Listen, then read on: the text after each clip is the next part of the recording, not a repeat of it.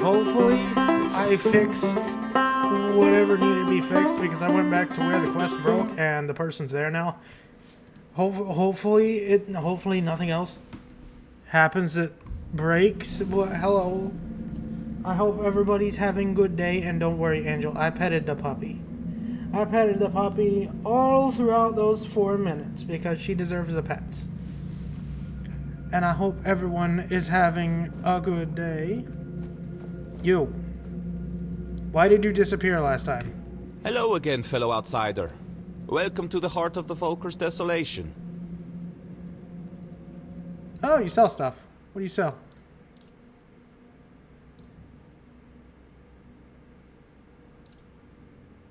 Storm Piercer?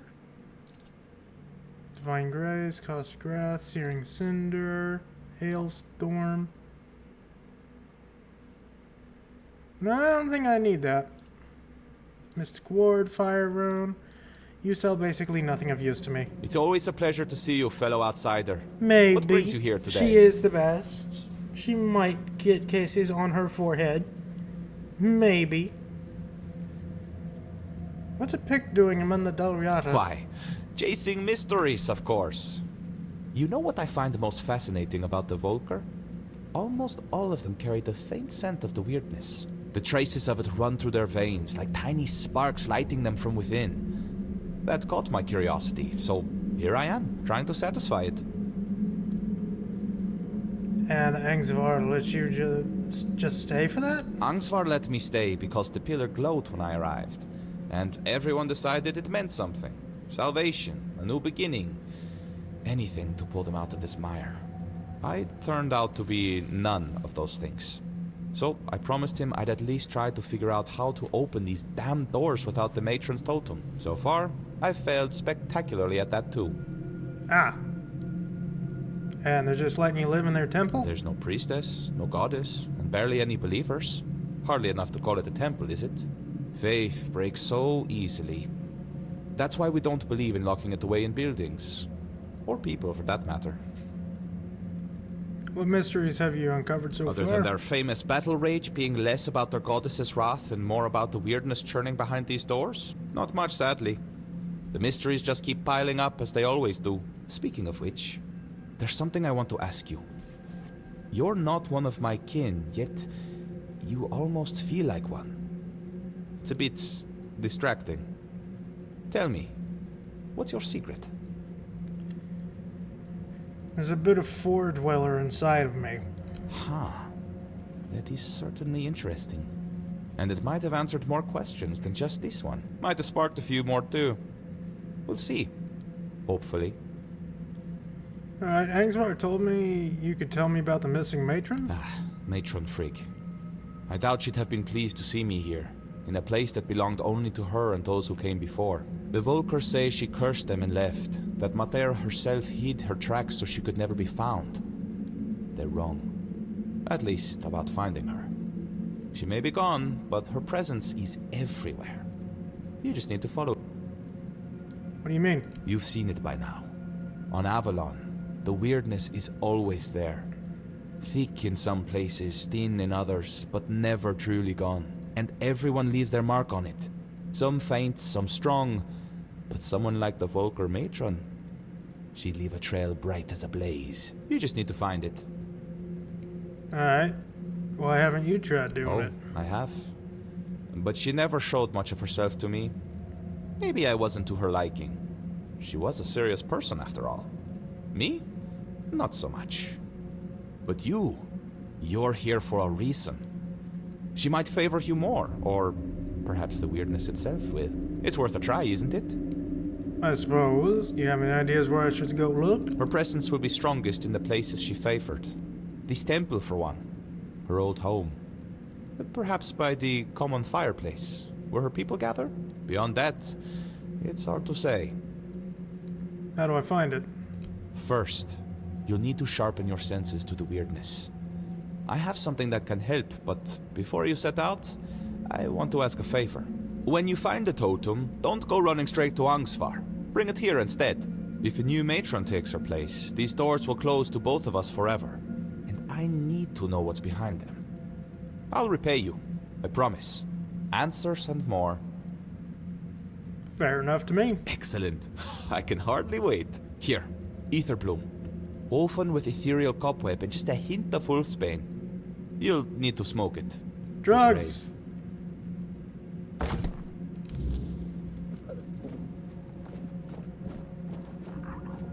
We have been given drugs. We'll be fine.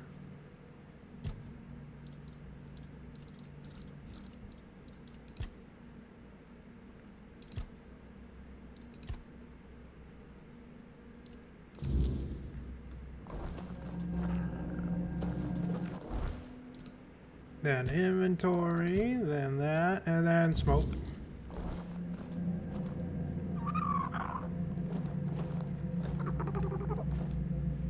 I'm sure I'll be able to find it. It only takes some amount of drugs and poison to find something through mystical smoke. Alright, Angel, have good sleeps, please. Please. All the good sleeps. If you don't have good sleeps, I don't know what I'll do.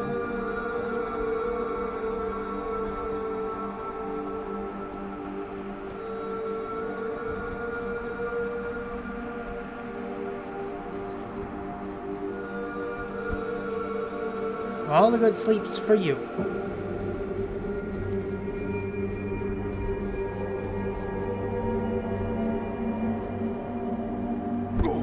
Ow.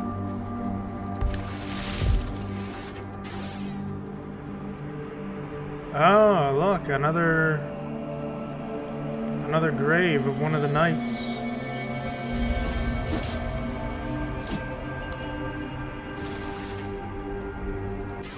And more damage, please. Thank you. Vine lash?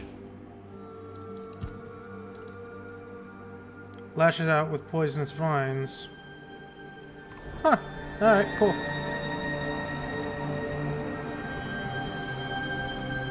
Oh, wait. I think when I reset some of the settings...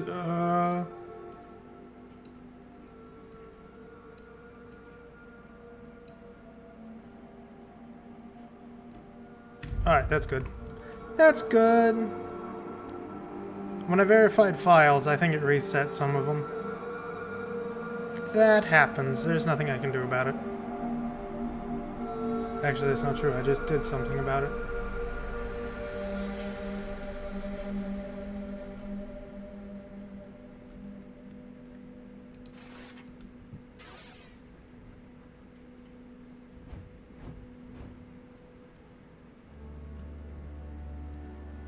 Maybe that's a little too quiet.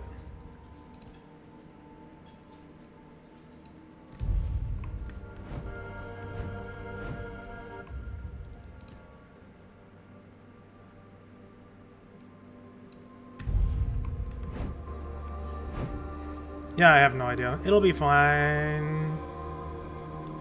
I want to get down there. Where's the path?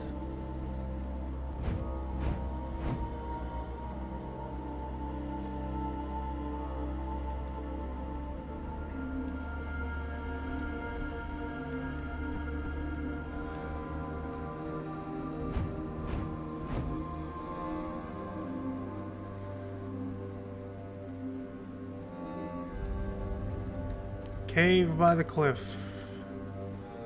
Well, might as well take a look. No reason not to.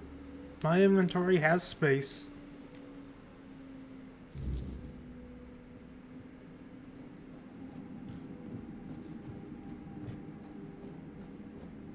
Hello.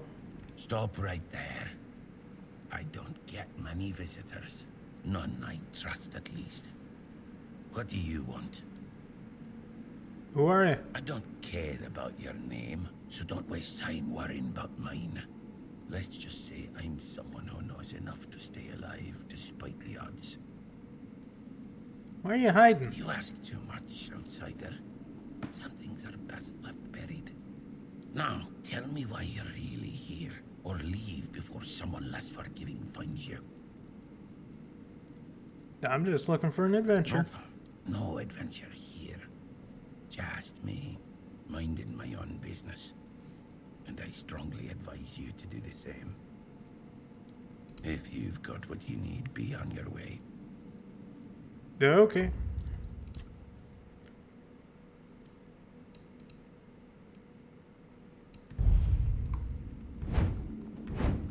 Yeah, that sounds a bit better. Just a little bit. I don't know, man. This seems pretty important, Touch.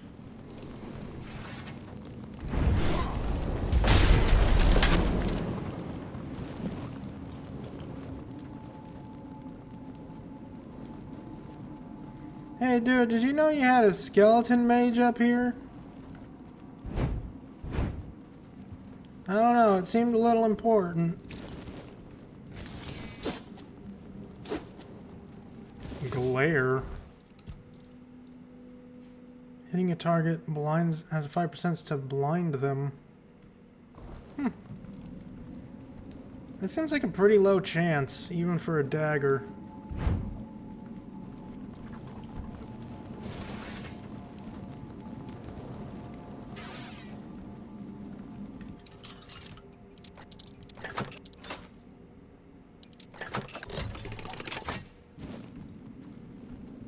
Titanium poison arrow. Why, thank you, game. Hey, I killed the lich thing up there. Didn't expect to come. Leave quick. Alright, have a nice day.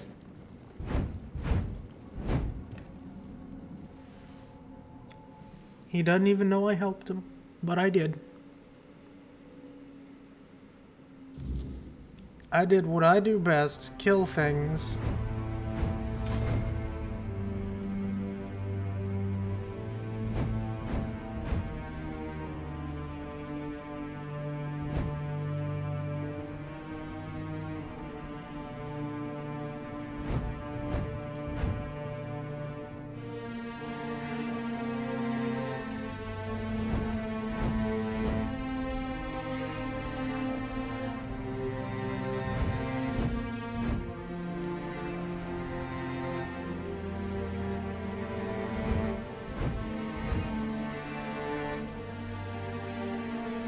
don't sleep is one interesting curse.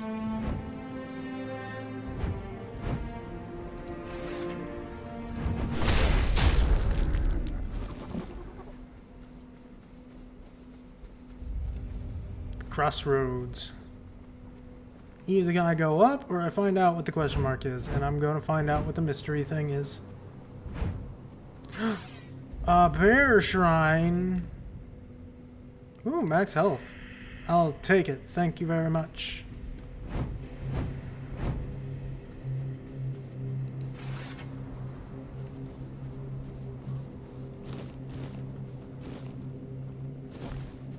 Extra health never hurt nobody.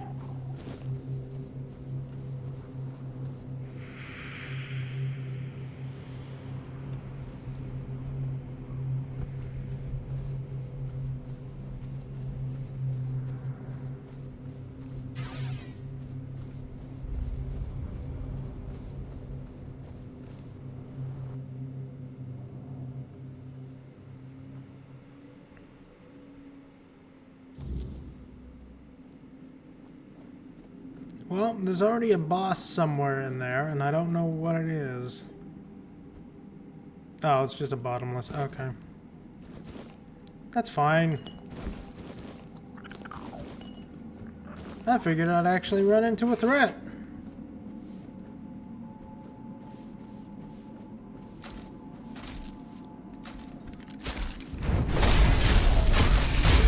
And it's dead.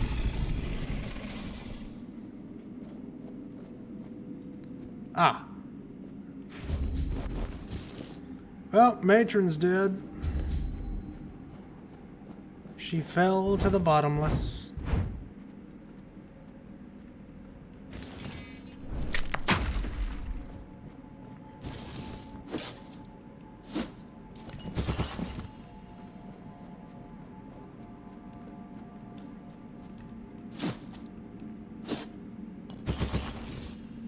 What was that?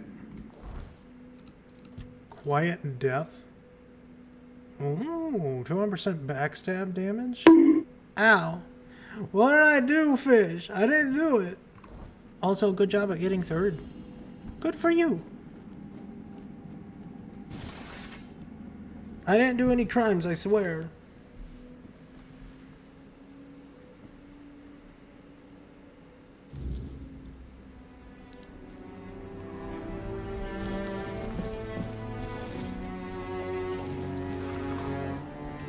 We all know you did the crimes, fish. When my brain says I should do it again, that's when. You are free to play it in your own time, fish. Nobody's stopping you. My brain is just stupid.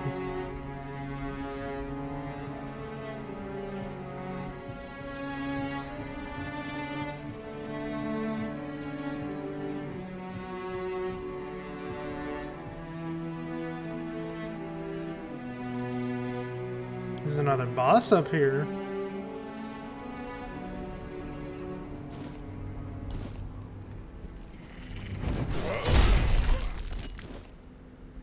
You know my brain is stupid.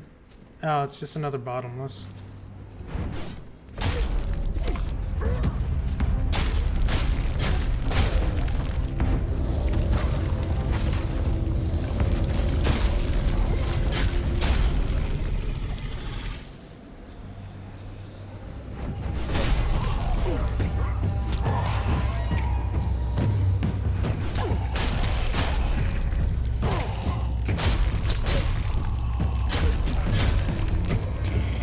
Ah!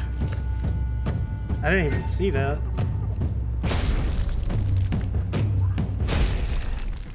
Then you will be perpetually waiting. That is the sad truth about playing games with someone with ADHD, McFish. This is the sad truth. When something interesting pops up, they gotta play it. Or was it ADD? I don't remember which it is. They are both very similar things, with very similar acronyms. Or, is it an acronym? I don't know what that is. You know what I mean. Everybody else here is smarter than me, so it's not too much of an understanding. Yes, that one.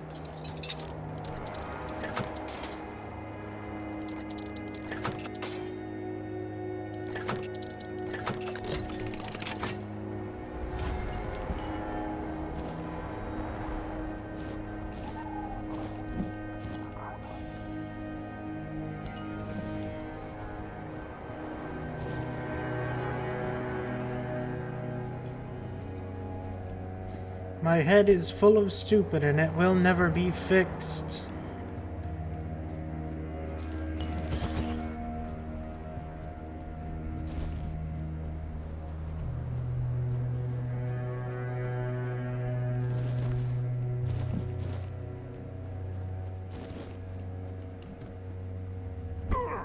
Ow.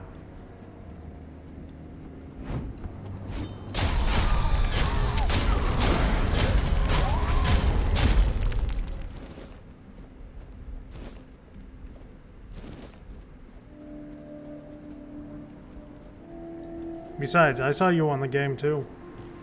You can't really blame me for playing a lot of it right now.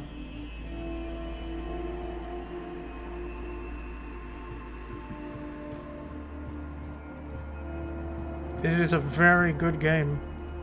And I've nearly 100%'d it.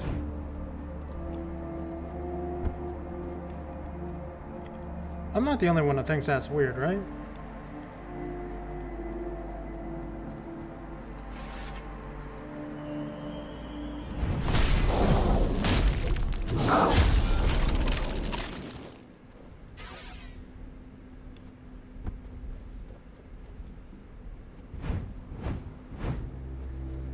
Ooh, what's that? Touch.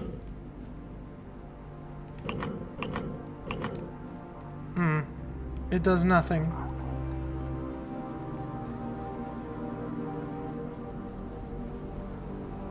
No, it's not. Otherwise, you wouldn't be trying to guilt trip me by saying such words. It's not fine, and I know it.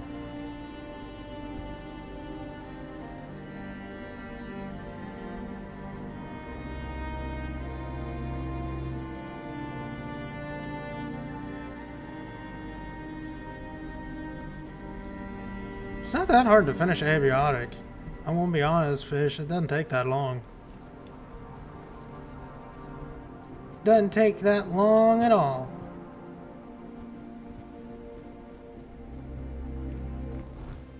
I gotta take this back, right? Yes.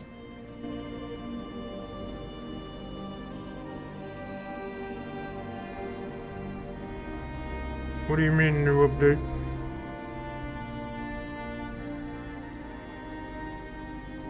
That's true.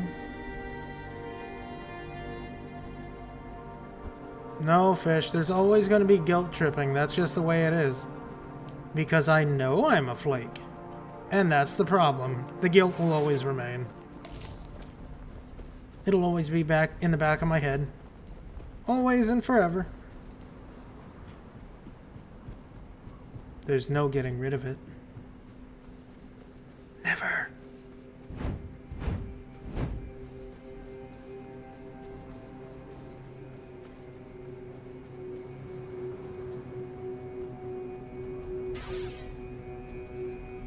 I'll be.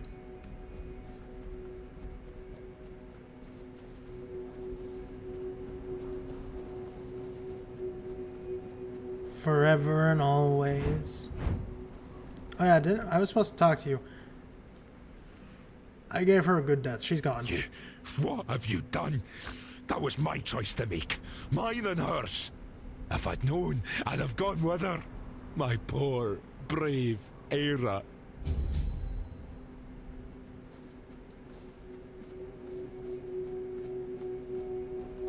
No, it's clearly my fault. I've burned too much. Oh no! I've burned the friendships. I know I haven't. I'm just messing with you at this point.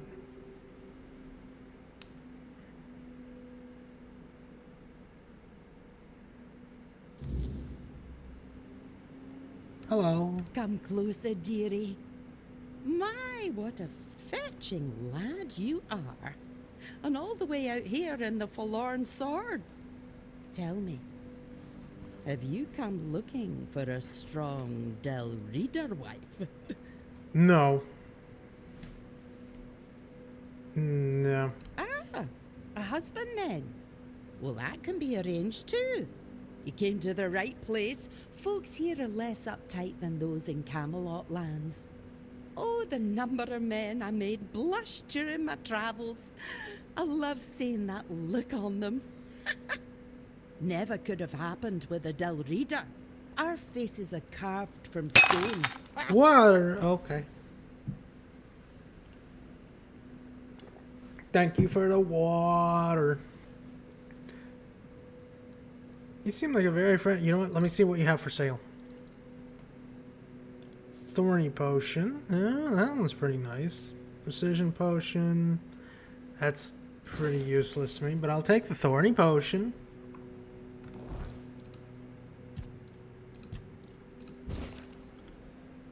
In my last work, I shared some simple potions anyone could brew. Today, we're stepping it up. The Theud tribe of the Dalriata has graciously allowed me to share some advanced recipes, challenging yet deeply rewarding to craft. The Theud believe that gathering ingredients yourself ensures a potion's full power.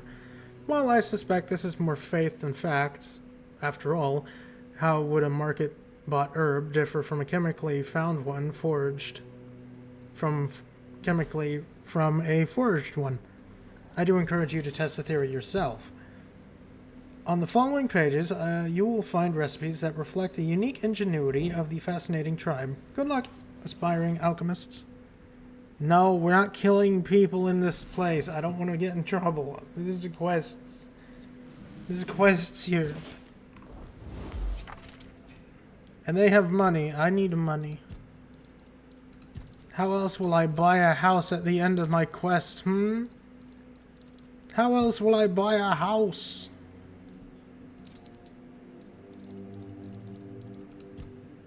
I need a house, gosh dang it. You seem like a very friendly Volker. If all the Volker you met were like this sorry lot, then I'm not surprised I seem like the odd one out.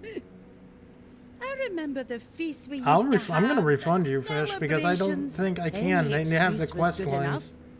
Then I left Quest for a line's couple more of important than decades the and side came quest back there. to this. Especially since it's a We main were quest never line. the cheeriest folk, but now it's like they've all got a frost grot up their arses. You said you traveled Avalon? Aye, ever since I was little, I wanted to see the world. I tried joining the Stone Wardens, but I've got two left hands when it comes to their craft. So, I did what many young Del Reader do when they want a taste of freedom. I became a mercenary. I loved the road, but then the years started catching up to You'll me, get so over it. I came back and set up my shop. You don't think of staying outside the Forlorn Swords? You didn't think of staying outside? No, this is my home. Always has been. I bore a son and daughter here. Left them to be raised by their fathers into proper Volker. But I came back from time to time to visit. I always knew I'd return one day. But it was when I met my grandchildren that I truly knew it was time to leave wandering behind. Well, that's good. Do you miss the world outside? I do sometimes. But these days, I'm content just reading about it.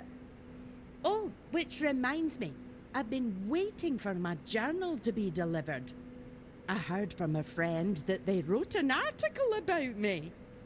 But everything arrives late in this blasted village. Would you be so kind as to check the road and see if the merchant is on the way? I already found him. Did you really kill all those men? Ah, so you've read the article. My, now I really do need to catch up on it. How did it start? Well, one day, I was standing by the caravan, minding my own business, when a woman came up to me. She had a black eye and a look of pure desperation. Said she didn't know who to turn to, but since I was a mercenary, she wanted to hire me. Told me she'd caught her husband hurting their little girl. At first I told her to go to the chieftain. Among the Del Reader, that's an offence that gets you made nameless, beaten black and blue. But she said it didn't work like that where she came from. Del Reata don't have problems with their own families? A child may not yet have a name, but a child is still weak and defenseless. To harm one is to lose your honor, your hands, and your name. As for adults, a Del Reader who's earned their name belongs to no one but themselves. They come and go as they please. And to strike your spouse? What honor is there in hurting the one who loves and trusts you above all else? Makes sense. And the other women? In time, I learned to spot them myself. Some didn't want to talk. Others didn't trust me. But then there were those desperate for any help at all. So, I helped. One way or another. She could have just left. That's exactly what I told her. Leave the bastard, take the girl, go back to her first family. But she said if she went back to her father, he'd beat her too, and then send her right back to her husband. That's when I said, enough is enough. And I took matters into my own hands. Did you really kill all those men? Ah, so you've read the article. My, now I really do need to catch up on it. How did it start? One day, I was standing by the caravan, minding my own business, when a Wait. woman came up to me. She had a black top, but You're the wandering Black Widow. Did you really help kill all those men? so you've read the article.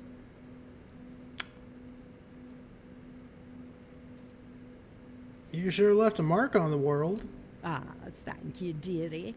And it is in print after all. That counts for something, eh? But I'm a Volker. Change is like a mother's anger. It comes and goes.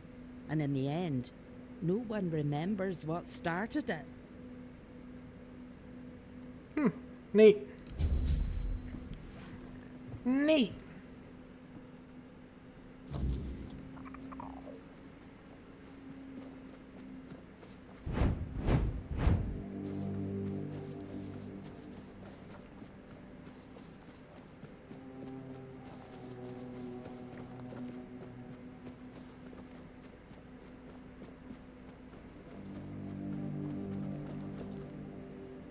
I got the pendant. Can we go inside the Four Dweller ruin now? Oh, thank God, you're not underneath the ground again. It's always a pleasure to see you, fellow outsider. What brings you here today? Here's the totem. Now that is exciting. But please, the honor should be yours. You're the one who put in all the hard work, after all. I'll be right behind you. All right. If you say so.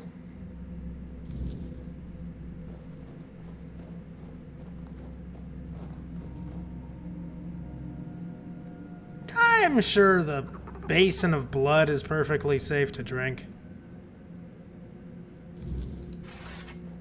Oh.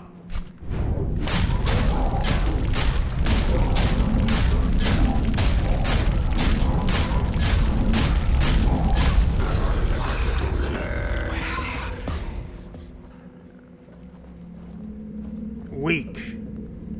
The ones that hunted me in the weirdness were stronger.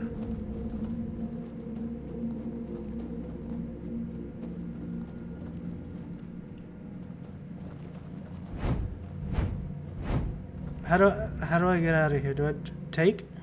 Take. Hello again. Oh, you're back. I tried following you, but the door shut right in front of my face. Almost on my nose, to be honest. Maybe I could go in now, but first, I'd rather you just tell me what happened in there. Maybe don't go in there. I had to fight and kill a Ford Dweller. A Ford Dweller? Ah, so it's just as I suspected. But why would a Ford Dweller be in what's supposed to be the Temple of Meter? It has something to do with the potion. What's beyond that door is the main ingredient. Oh, I see now. According to the Volker legends, the first berserkers were born on the battlefield during the war with the Ford Dwellers. Mater was supposed to lend them her anger and strength, but maybe the truth is far more visceral. Blood has power. The Druids always knew that. And the blood of a Ford Dweller must have been the purest weirdness, the purest intent. If you believed it could make you invincible, then that's exactly what it would do. They were drinking blood. Not really disgusting. That's probably normal for these tribes. War is disgusting. Blood, rot, viscera, it's all part of it. What happens in war is never pretty. So, it was a real Ford Dweller I fought. Maybe, once. It could have been a captive, brought here by the Dalrita and hidden in... But there's no way it survived for 600 years, being bled over and over again. Nothing could endure that. At least, I hope not. I think it's an apparition of the weirdness. Same with the blood. But with intent that strong, sustained for so long, it's probably indistinguishable from the real thing. So there's no math here. Well, I can't say for certain. Although personally, I don't believe she's truly on Avalon. As for the potion, her wrath isn't really hers. It's born of the weirdness. That's why so many of the Volker still have its traces coursing through their veins. Once someone drinks the potion, it stays with them. But that much weirdness all at once for someone so unprepared? Well, it can't be good for them. No wonder other tribes thought they were madmen. And no wonder there are so few left. Should we tell Angsvar? You will do with this knowledge what you see fit. Angsvar and I, we've had our differences. I doubt he'd believe me. And honestly, I'm not brave enough to try to convince him. Now, I promised you a reward. I'll give you something he refused, but it might be of some use to you. I've managed to create a recipe for something similar to their potion. It's not as potent, but now that I know what it is, it's far less damaging to the body. Take it. You look like you've still got a long journey ahead of you. Give or take. Thank you. Don't mention it. It's been a pleasure meeting you. I think I'll stay here for a while and see how things unfold. After that, I'll find another mystery to chase. Who knows? Maybe our paths will cross again, fellow traveler in the weirdness. In the meantime, try not to get into too much trouble. Unless it's something interesting. Increase damage by 20? Ooh. Maybe it is a good potion. Damage is always nice.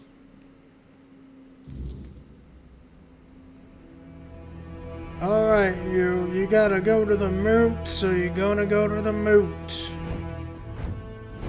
Then I gotta deal with a feud.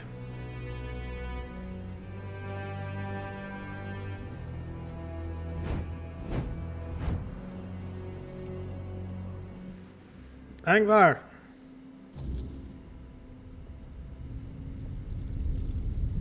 Found your matron. She didn't make it. With our luck, it couldn't have ended any other way. But the totem, was it with her? If so, we can at least name her successor. Here it is. Could it be that Mother is finally smiling upon us? Thank you. Feels like seeing the first light of dawn after a night that refused to end. But this isn't the end of our misfortunes. Elspeth, the girl chosen to be the next matron, took her own life today. Threw herself onto the rocks. Why? Hard to say. It's been a dark time for all of us. But maybe she had her own burdens. Ones we never saw. Shame she chose such a dishonor. Shame she did it. Are you sure no one had a hand in this? Certain. She was well liked. Nobody would have had anything to gain from her death. And I refuse to believe that any Volker would kill their own kin. Especially not a matron-to-be.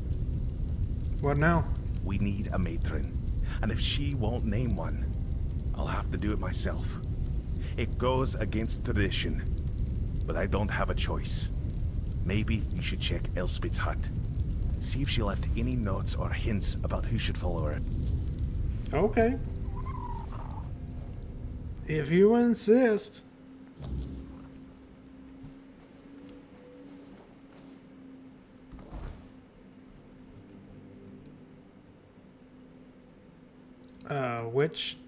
Which hut?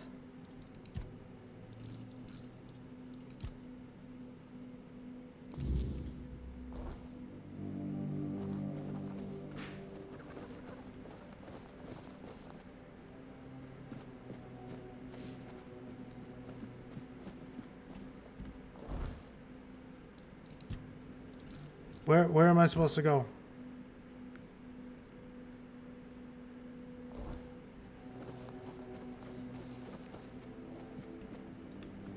No.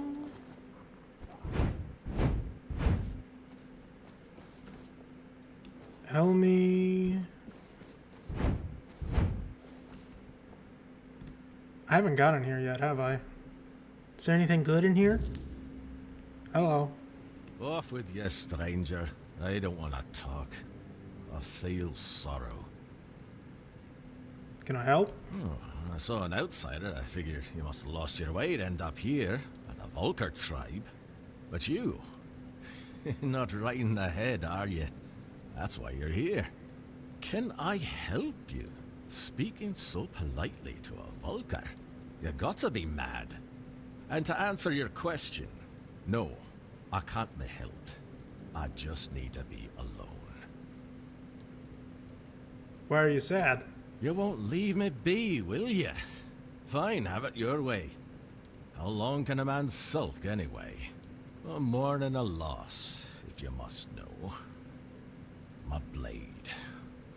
Shattered into pieces. I've collected every shard, keep them close. It's hard to accept that I'll never wield it in battle again. What happened to your sword? I shattered it. I realized I couldn't keep going like this. It had all gone too far, far beyond what I could handle. It kept demanding more. Because everything comes at a price. What do you mean by that? The sword. It needed proof of loyalty. Proof that we were worthy of each other. And since blood binds best, it demanded blood. When there was no one else to cut down, I let it taste my own. Until, one day, the blood of others wasn't enough anymore. It wanted mine.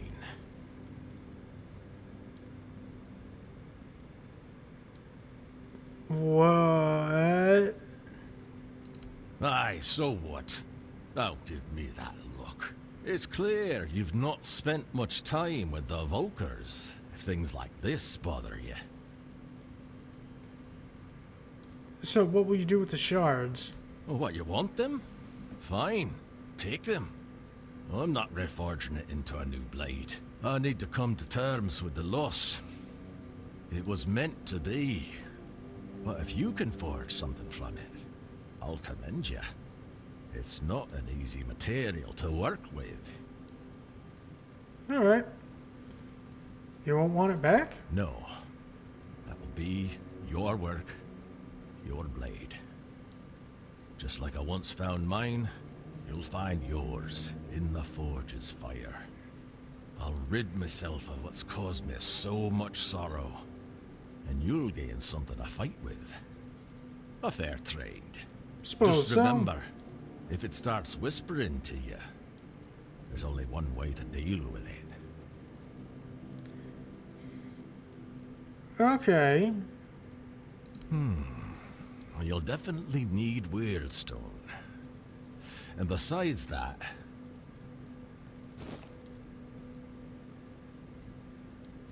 I'll take a look at what I've got. What do you got for Maybe sale? something will catch your eye. What do you got? You don't nothing. You don't have anything. Okay. Chatterblade. Where's the forge is outside? Color me curious. That is not the thing where...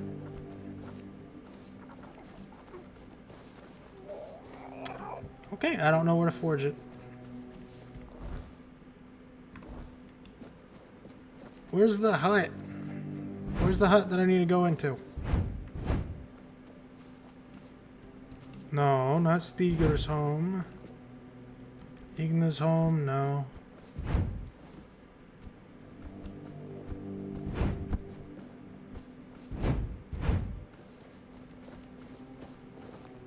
Frigg's home. Do I need to go in there? I mean, she was a previous matron.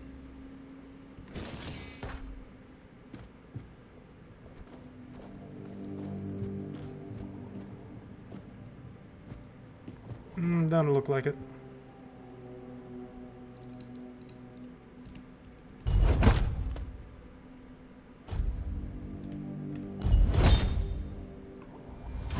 Got a few of those for emergencies.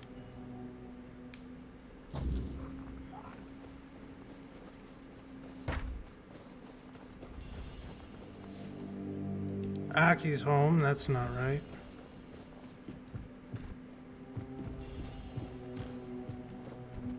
How am I to investigate the death of somebody if I don't know where the fuck they lived?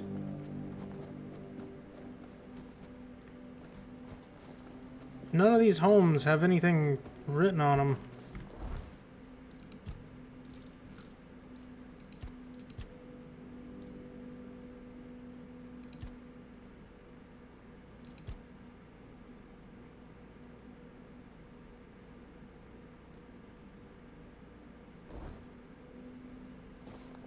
Elspeth. Where's Elspeth's home?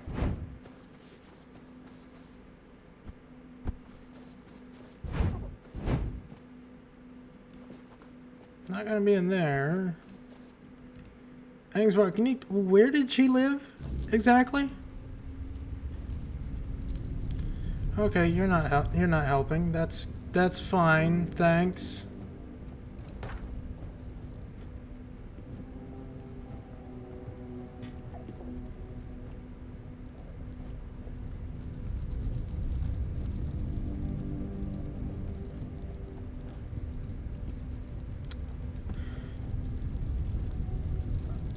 Where am I supposed to go? Where do I go? See, this is one of those times where I kind of do need a marker because I don't know where the fuck this person lived.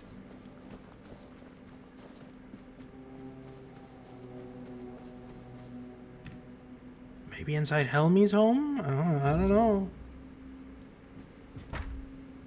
No, you don't want to chat. There's not a lot of homes in this place. How am I supposed to know where I'm supposed to be going?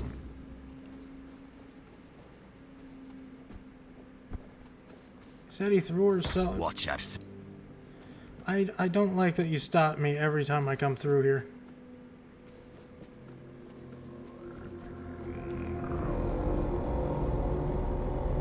Threw herself down on the rocks. Where?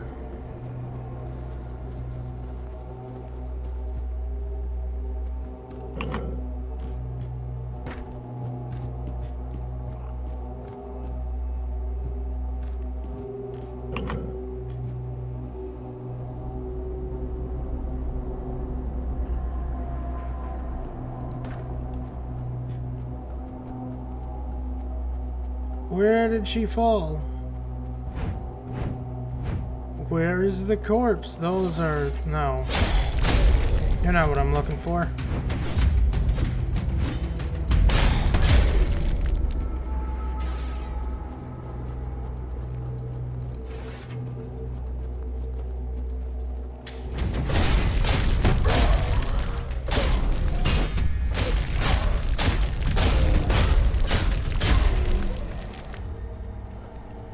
No, definitely not in the frozen cave.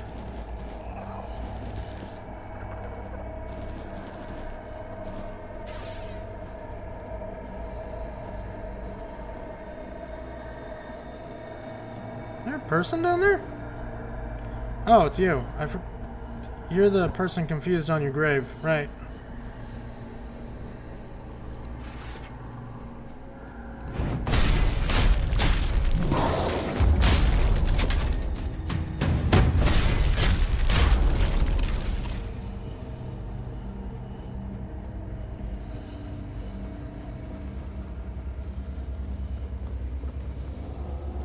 Like, I don't know where to look.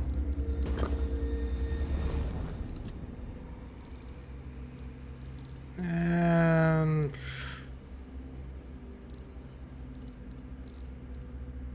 give me more of this.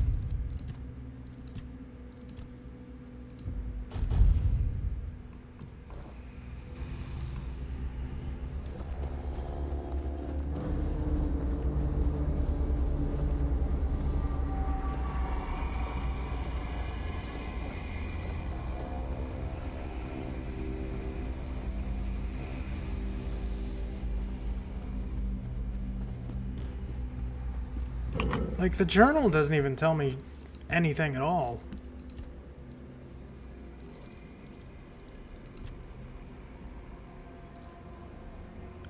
It just asks me to investigate.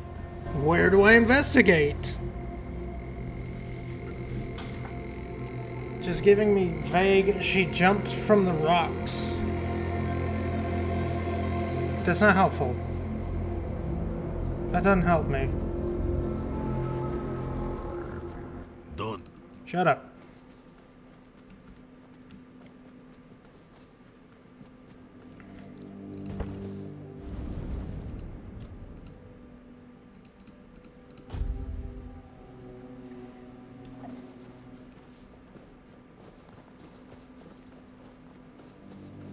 Where is the corpse? I need to know where the corpse is. Better yet, I need to know where her house is.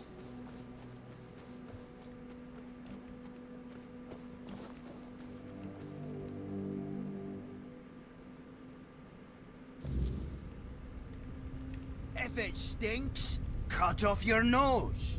Problem solved. That's not no. If it tastes bad, slice off your tongue. No taste, no complaints, eh? Okay, that one makes a bit more And sense. I will not have to hear you whining. Everyone wins. Who are you? So, no one's told you yet that the one by the biggest hearth is Aki, the worst cook among all Dalarida cooks? Huh. Surprising. So, I'm Aki. Welcome. You seem frustrated. It's about the Volkers and their terrible taste. They're always whining about my food. How is it that we can bleed, tear ourselves apart, and that's all fine? But the moment they have to eat something unconventional, they act like a Camelot whore tossed into a vat of boiling water. Huh? So the Volkers don't like your cooking? They hate it. They gag every time they walk past. Bunch of fools. They'd rather eat raw weirdeer guts than what I prepare. They don't care that my meal's more nourishing. And besides, I like it. Did you try to change anything about your cuisine? Oh, believe me, outsider, I've tried. Every time it's ended up with me punching them for what they said about my dish. Or them punching me for making something so, fucking disgusting. Yeah. I can barely breathe through my broken nose. Really can't be that bad. Aye, that's what I think too. Here, take it. Give it a try. The great mistake. And what do you think? I think you should redefine some things about your menu. Men? Well, what the hell are you on about? What do you mean? Don't you want to be a master cook? Master who? I don't care. You know, refine. Be a more sophisticated cook. Ah, sophisticated your arse. I don't need that. Do you want the Volkers to like your cooking or not? Screw them! No! Well, yes. Let's go back to basics. Okay. What do you think defines the Volkers? Blood. What's the general approach to life among your tribe? Misery. Oh, well, you know what? Maybe he is on point. What's the greatest desire of your tribesfolk? Death. Ah, now I get it. There's no point in cooking. I should just kill myself. Yeah, that's an idea. No, that's not it. You should define the 3 pillars of your tribe, right? Right. And? Keeping those values in mind, what would you cook? 3 pillars, you see. I think, I would say it would be... I'm not sure. Exactly, 3 pillars. What is it? Endless screams of agony. Endless screams of agony. Aye! Endless screams of And what do these endless screams of agony require? You're asking about ingredients, right? Well, I imagine there's definitely the brains of some beast in there, you know? Oh, and it would be great to add a strange toe. I haven't had one of those in ages. We'll need some fat, too. Can't get the creamy texture I'm thinking of without fat, And milk. You have to cook it. Did you see any cows here in the Forlorn Swords? I guess so. Well, in fact, I don't have any of those ingredients. I do. I'll bring the things you need, and you'll make it. Are you serious? Well, I'll be damned. Thank you. So, I'll be waiting. Yes, you will. Yep. Here you go. I have everything you need. Really? Let me see. Milk, meat, fat. Aye, you've brought everything I asked for. Alas, something new. I can't wait. Give me a little while and I'll have the dish ready. So here it is. The endless screams of agony. Smells, good. So what now? Should I call the Volkers and let them try it? That's not everything. What?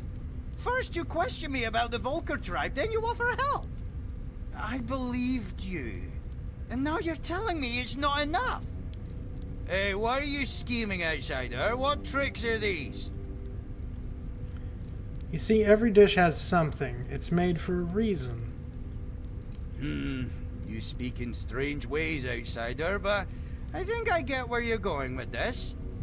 After our first meeting, I had a dream. I was covered in blood. I'd slaughtered some Camelot pig and was about to eat it. Suddenly, I heard a voice. Aki, you're a Volker.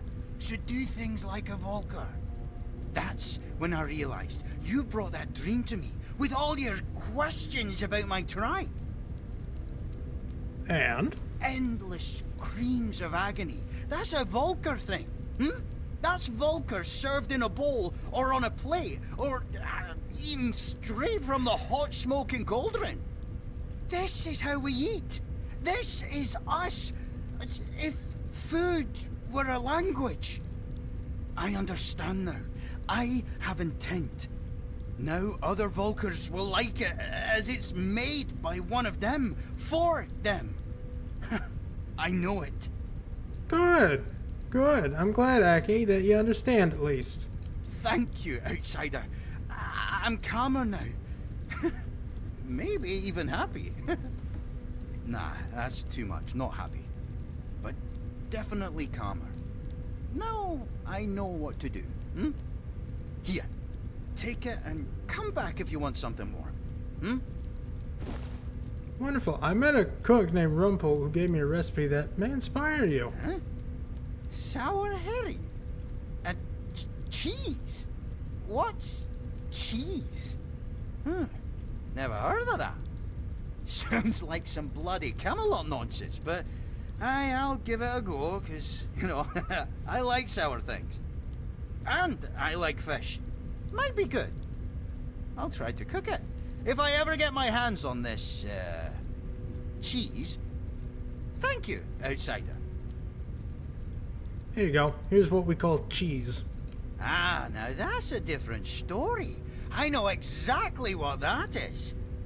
We call it gribble here, because after eating it, folks tend to, you know, grib. A real delicacy.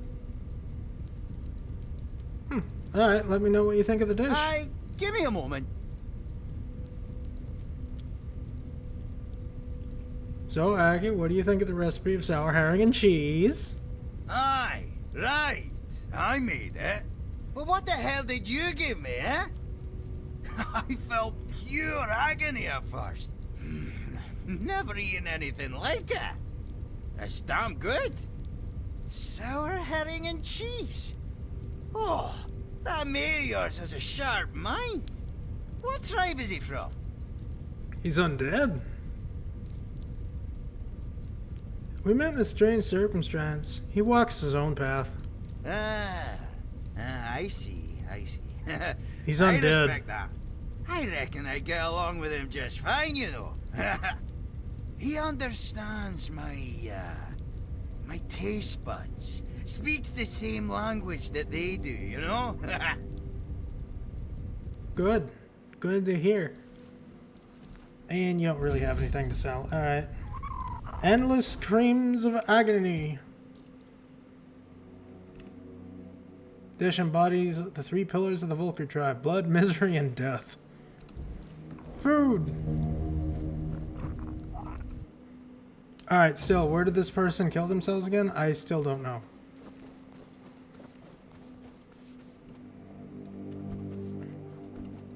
Where do I gotta go to fucking find them?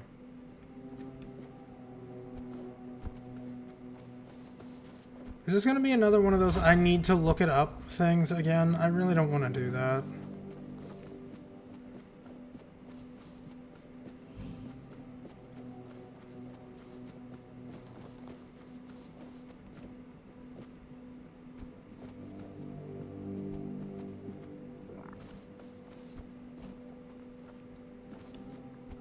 There's not a lot of houses here, and he told me to search houses. What have you done? That was my choice to make. If I'd known, I'd have my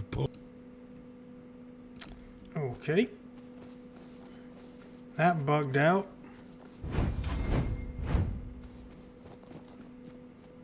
Not even like a lot of houses up here. Where the fuck am I supposed to go?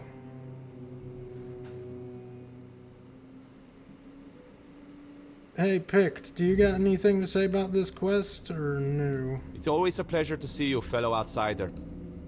Nope. See, I got a quest marker there, but not out here.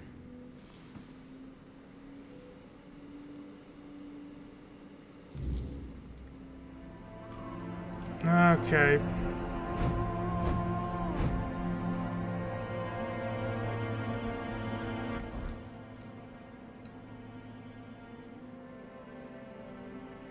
Crossroads. Yeah, I think I'm just gonna have to look up.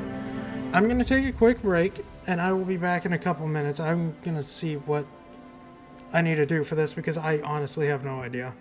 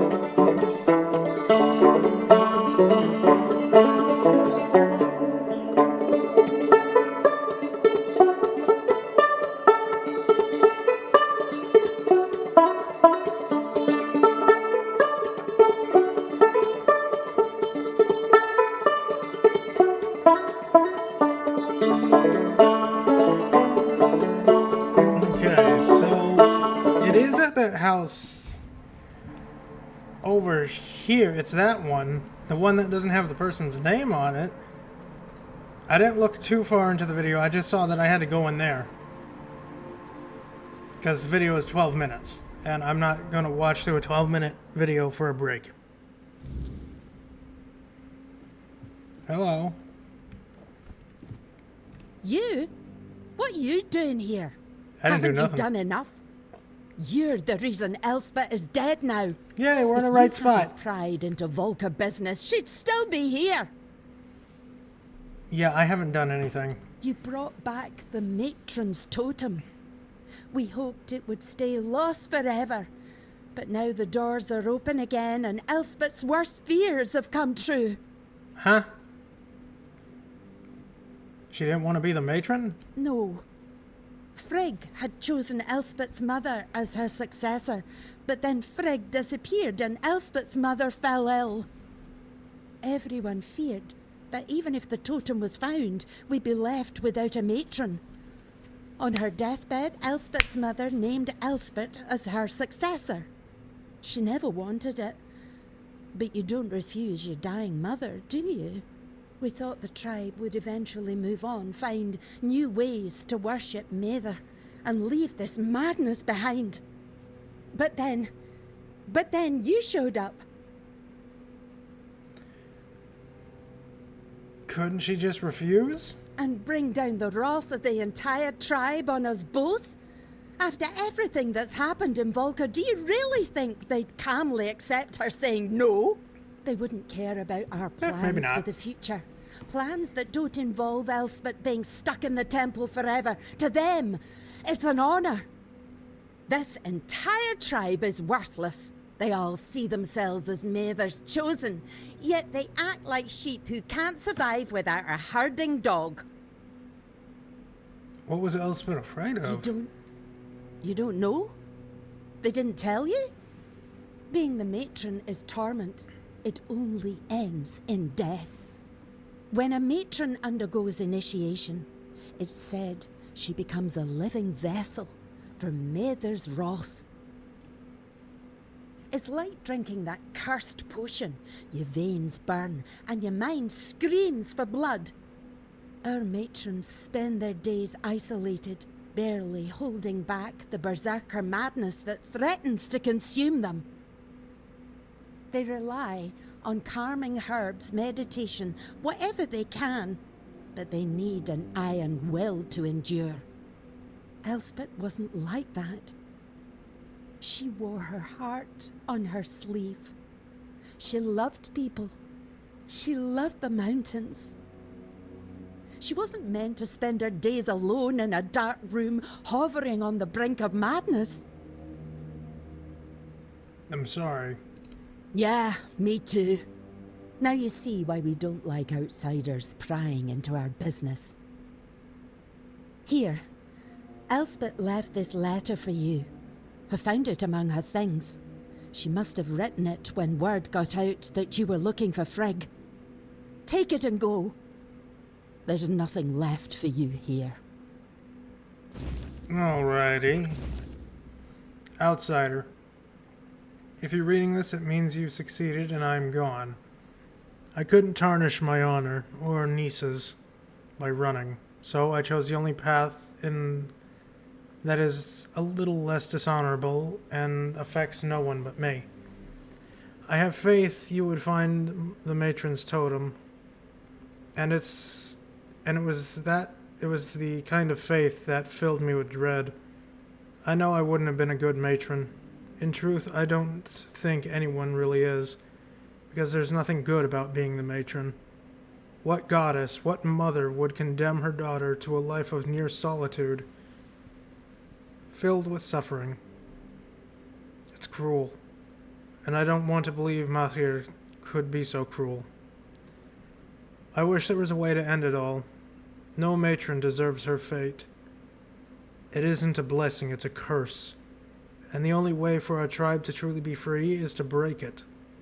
But if someone must take my place, please, let it be someone with unshakable resolve and nothing left to lose. Let it be someone without regrets. Let it be someone who fully understands the magnitude of the choice. Let it be someone who is nothing like me. Rangers, you're participating. I appreciate it. I hope your days go well.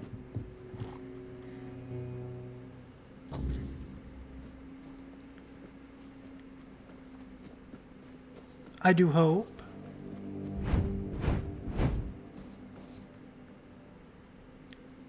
Alright, so bad news. Nobody wants to be the matron. Dead by her own hand, rather than serve as matron. How could she do this? We needed her. The tribe needed her. And now what are we supposed to do? The tribe cannot survive without a matron, but I cannot force anyone to take the mantle. We've seen what can happen. Find us a matron stranger. Someone willing. Someone with strength. I can't ask them myself. They will obey. Find us a matron stranger, and I will attend the moot. That's a promise of the Volkir. About that Yes. new matron. Have you found the right candidate for a new matron? Helmi should be the new matron. Of course you'd suggest Helmi. I'm just a bit concerned about her temper. If the moot goes Gurfhan's way, I'd rather that fire be directed at our enemies. Still, she's always been devoted. Maybe you're right. Maybe she does deserve this after all this time. I'll talk to her. If I can get a word in edgewise. And I remember my promise. I will attend the moot. There aren't many of us left. But it's time we reclaim our honor. Mother is with us again. And we'll make those Camelot dogs fear her wrath. And if this is the end of us, well, at least we'll fall as true Volker.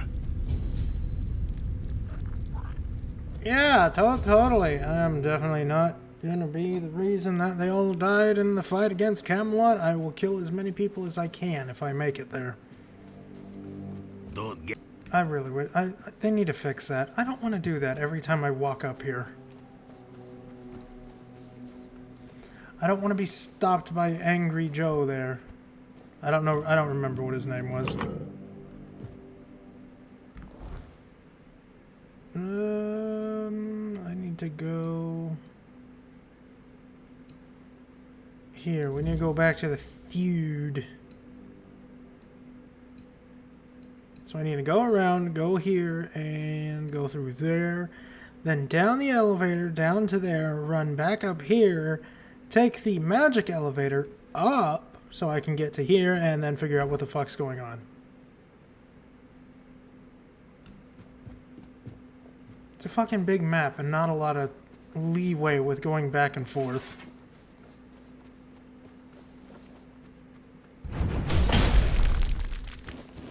Hey, Weirdstone.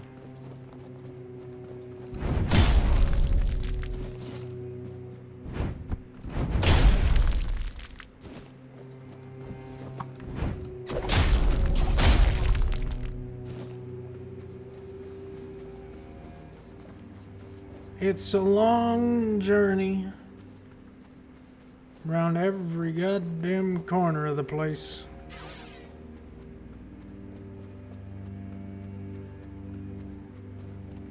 Gurkle? Oh, Gurkle's still falling. Good. Our favorite axolotl eldritch beast is still following us. All is good in the world.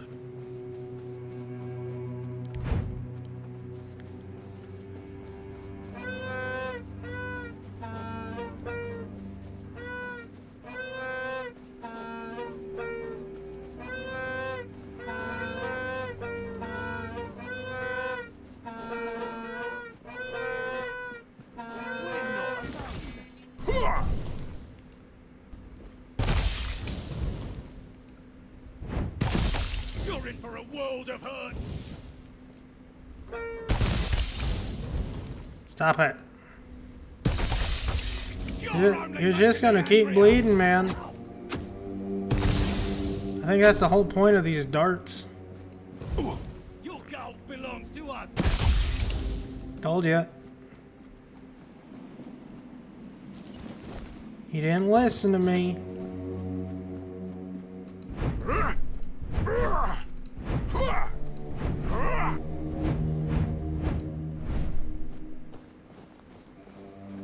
It was this path, right?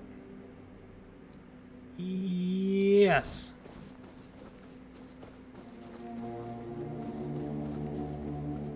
No, I'm gonna use these funny darts for a little bit. Why not? Let's use a little magic. We don't really do that. We're built for swords. Using a little magic couldn't hurt.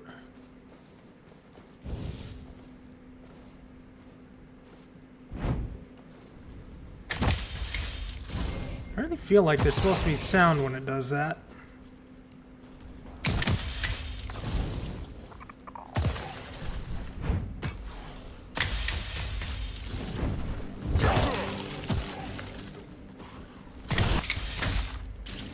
Okay.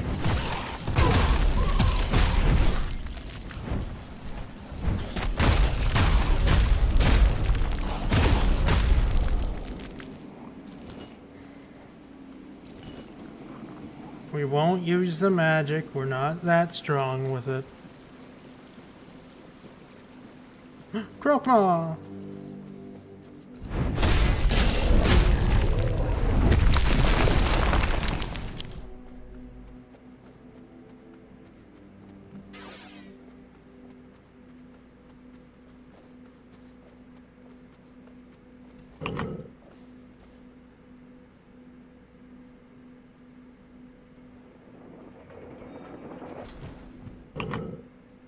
What happened? Oh, there's a lever.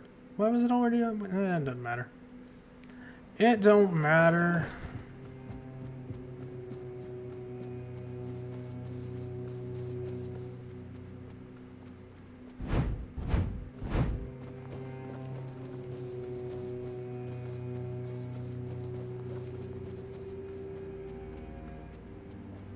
Also, I still don't know what this little area is. There's an unmarked spot, but there's nothing there. I have no idea what it is.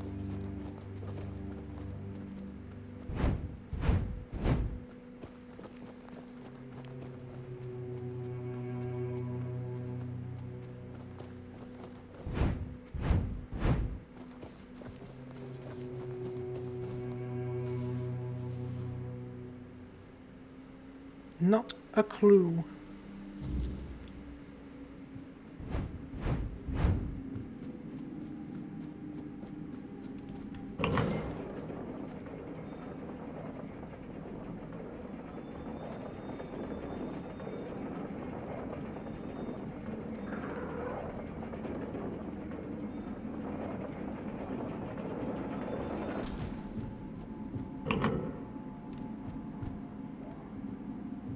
It wasn't there before. I was looking at it. The lever didn't exist.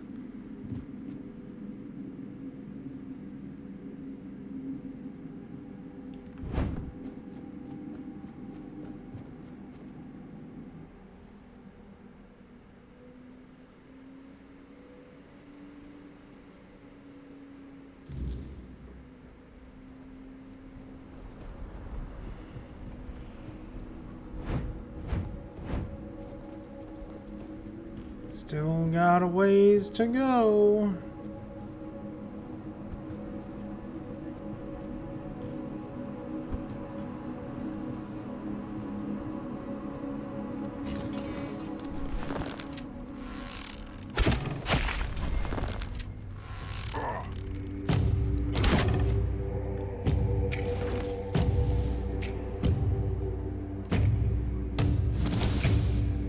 The shotgun blast didn't work.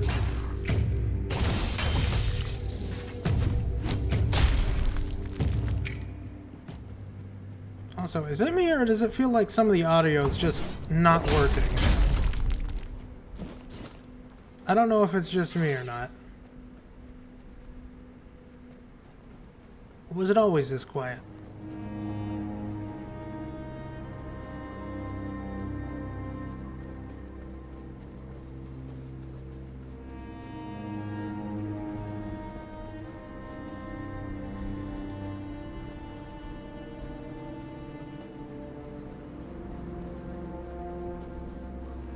Yeah, maybe I'm just losing it.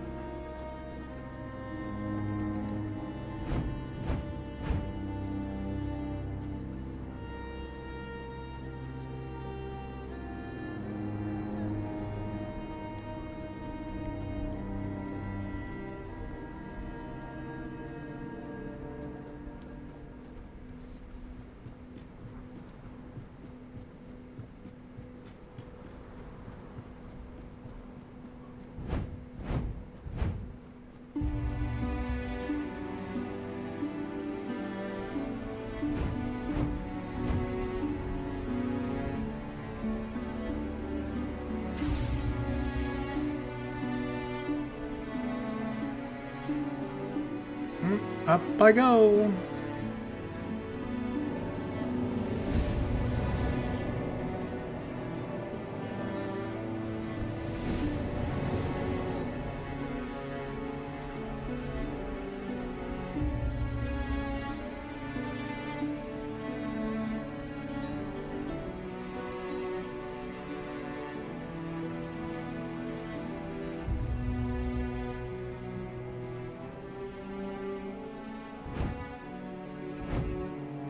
Alright, what exactly do the feud require me? They're all asleep.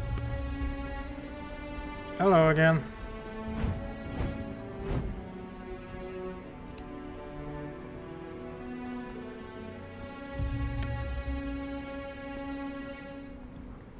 Is there anything back here? No, just a cliff? Okay.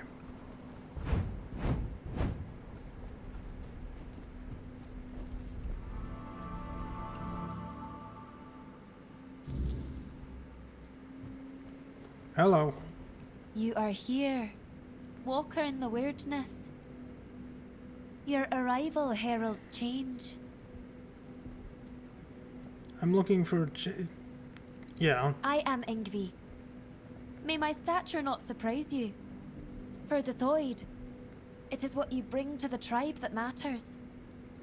I bring myself, my skills, and my devotion.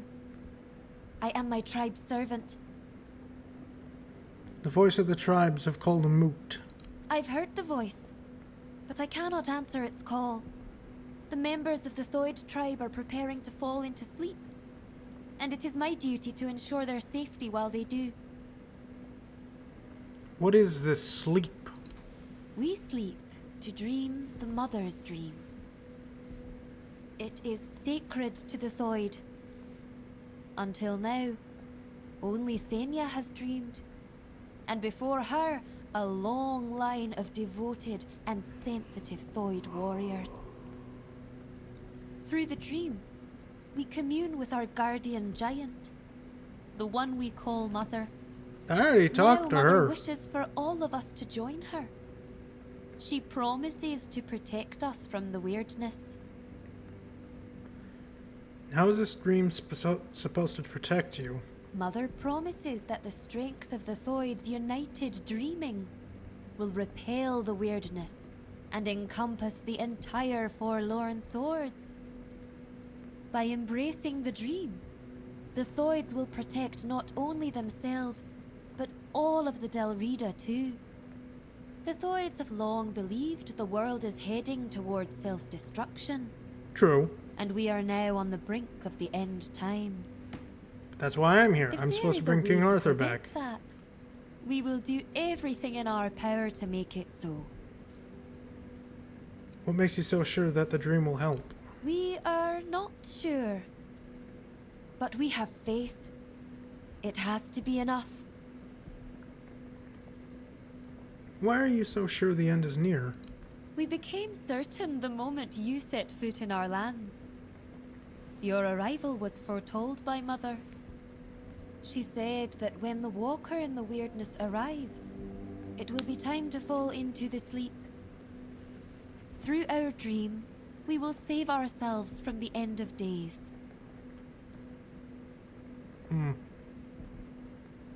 Is that the only way to help the tribes? I'm trying to do it differently. You are the walker in the weirdness. You can do far more than we ever could. We have tried everything. Magic, diplomacy. Some of us even joined One Eye's rebellion. But it wasn't enough. We needed Mother to show us the way. She said that only by joining her dream in another realm can we truly affect the reality we know. Right. The Thude tribe worships a giant? The Gunvalder tribe did the same. They worshipped their giant too. We believe King Arthur entrusted us with his crown for a reason.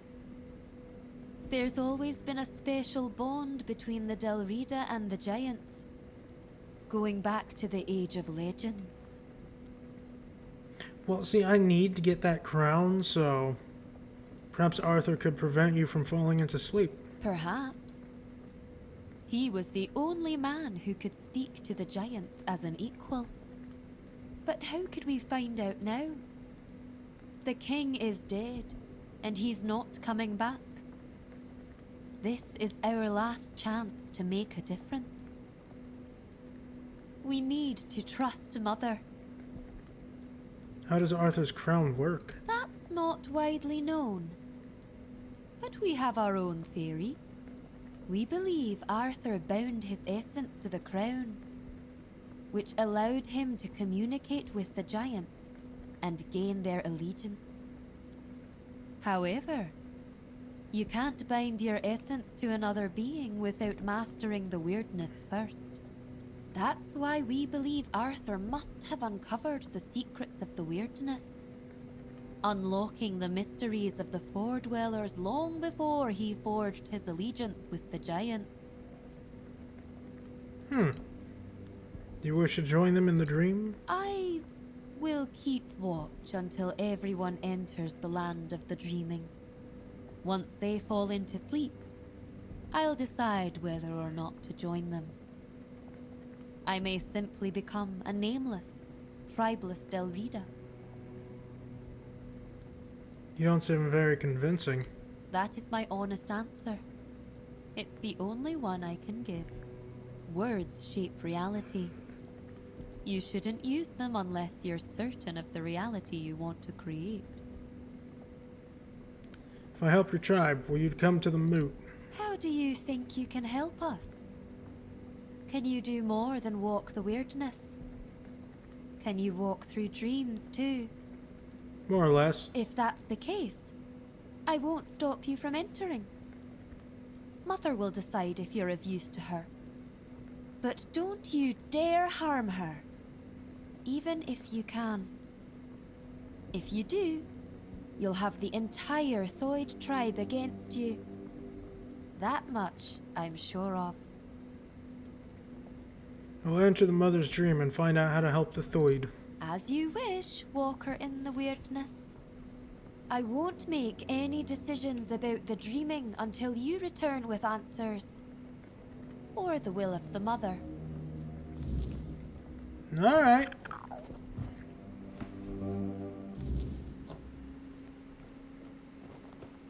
Oh, so that's what the portal here is. That's how you enter the dream. We'll be fine. We have King Arthur's soul. Parts of it, anyways. It gladdens school to see you here, for it means we draw ever closer to Sonder. Behold the dreaming, our true home. Walker in the weirdness. As I greeted you in the waking world, so do I welcome you once more. Why do you call this place The home? world that withers is no home to us. It is a fleeting mirage where nothing holds, nothing remains. There all crumbles, without meaning, without end. But the dreaming is eternal, and it has a purpose. the deepest of all layers, Sonder. You spoke of something called Sonder. What is it? When your arrival ended the vigil, the dreaming began. The final phase of our dreaming is Sonder. Sonder is the moments when we shall become one with Mother's dream, forever entwined. Sonder is also a place deep within the lowest layers of the dreaming. There at last we will be safe, far from the world ensnared by the weirdness. What is my role here? Ingvi believes you may unravel the burdens that weigh upon some of the Thoid. Without freeing them from these burdens, they cannot enter Mother's chamber, where each of us must drift into ever deeper dreaming, until at last we reach Sonder. And what of Ingvi? She's not here among you? Ingvi's burden is to guard the village of Thoid, to safeguard Mother, and to ensure that all members of the Thoid tribe journey towards Sonder. She awaits the right sign. When it comes, only then will she choose her fate. What exactly are these burdens? Life, unfulfilled duties, feelings that tether the soul, keeping it from sinking into the dreaming's embrace. Each of us carries burdens.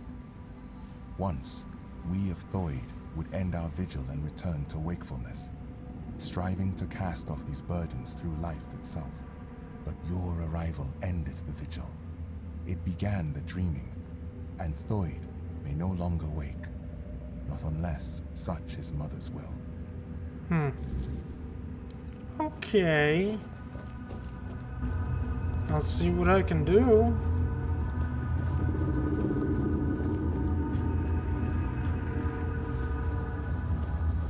You, don't just stand there. Help me find Vilekin. I know that filthy swine is hiding somewhere around here. We have to find him. Who's Vilekin? A filthy beast. A mongrel who tried to put his hands where they didn't belong. Oh, how I wish I had cut them off when I had the chance. But he fled. And now he's entered the vigil and I will not, let him go any further. If he dares try to harm her again, I swear... Who did he try to harm? Senya! I swore to protect her, but I failed. I chased Vilekin from her bedside, then from the tribe. But he still managed to worm his way into the vigil. I need to find him.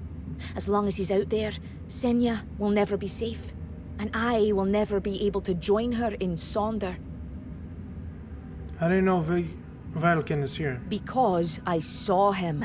I tried to give chase, but he's surprisingly good at slipping away in this place. He cannot be allowed into Sonder. There is no place for the likes of him among the dreaming. His very presence would be like poison. Alright, I'll find him. Good. I'll wait for you here. Bring me his head so I can finally dream in peace.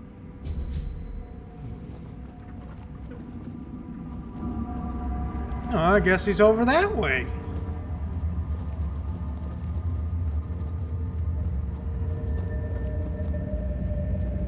Behold, Walker. This is one of Mother's earthly faces. She watches over us now in the dreaming, as she once did in the waking world. I believe Mather watches your path with great intent, as do I. Oh, thank you, Scold. Pardon me while I kill one of your tribesmen.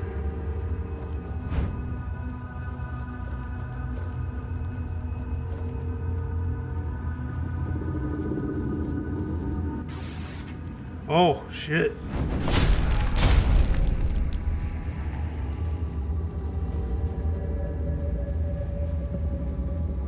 He got turned into a weird spawn. Well, he dead now. Maybe? Would he be dead? I don't know how this world works.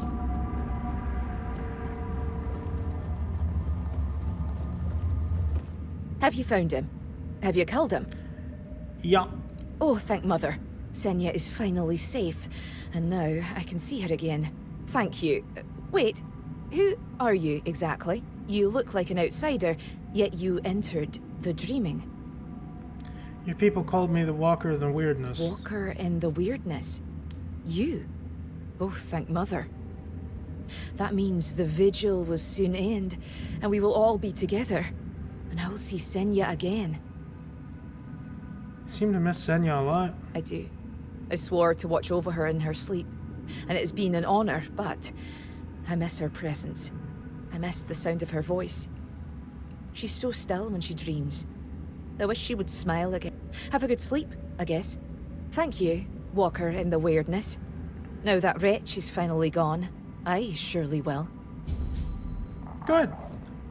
Terrific. Glad I could help.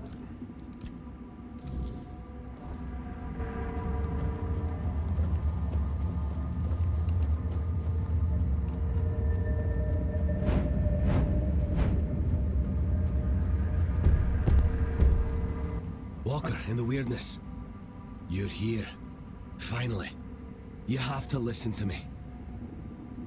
Yeah, that's why I'm here. I need to speak with Yngvi. But ever since the dream began, I can't leave this place.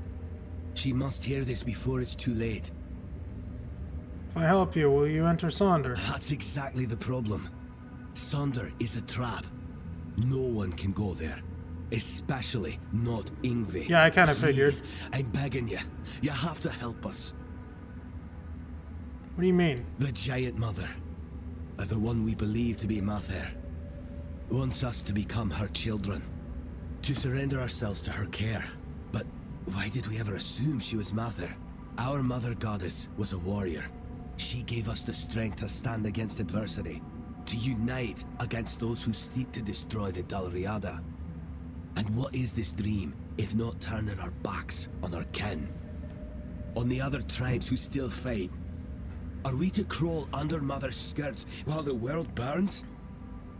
I thought Sonder was every Thuid's purpose. Sonder is an escape. And now, I see it clearer than ever. If we flee into Sonder instead of standing and fighting, we are no longer Dalriada. There is no honor in this. Oh, I can respect that. We are that. on the verge of losing everything. Our identity as Thuid. Our very souls. So you want me to relay your message to Yngvi, that's all? I don't know if it'll be enough. But you have to try. Tell Yngvi that Rune reminds her of the duty of every Dalriada. We stand and fight. We don't run. The Giant Mother is not Mather. She's nothing but a weak, selfish wretch who would see the Thuid destroyed. And if I refuse, you went under Sonder anyways. And you don't want to. I know my plea must sound desperate. If you grant my request, I'll enter Sonder. I'll be thrown into it whether I want it or no. But if that is the only way to save the tribe, then I will do it. I will sacrifice myself for them. Okay. I'll go tell her.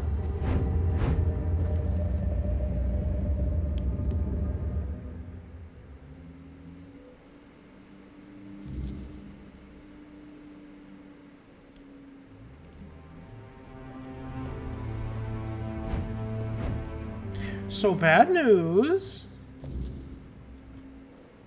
Hello again, Yngvi. Walker in the Weirdness. You return. Welcome.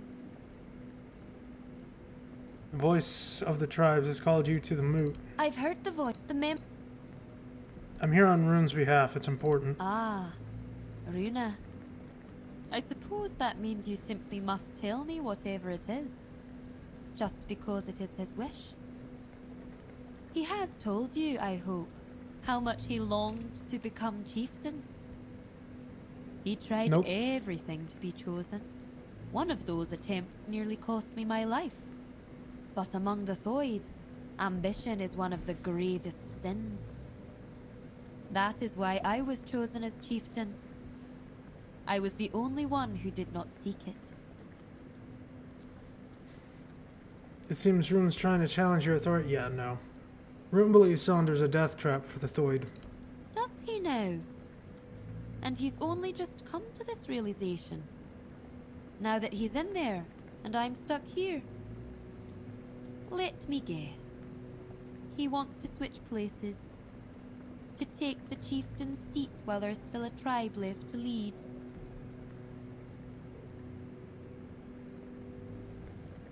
Before Room believes the giant mother is not Mathir and the Sonder is a shameful escape. An escape? That is what I feared. I never would have thought Runa and I could be of the same mind. You're voicing my own concerns. Thoid, the forefather of our tribe, was a warrior. We have never forgotten his teachings. And Mother? Who knows? Maybe we've given too much meaning to something that, in the end, is just another creature.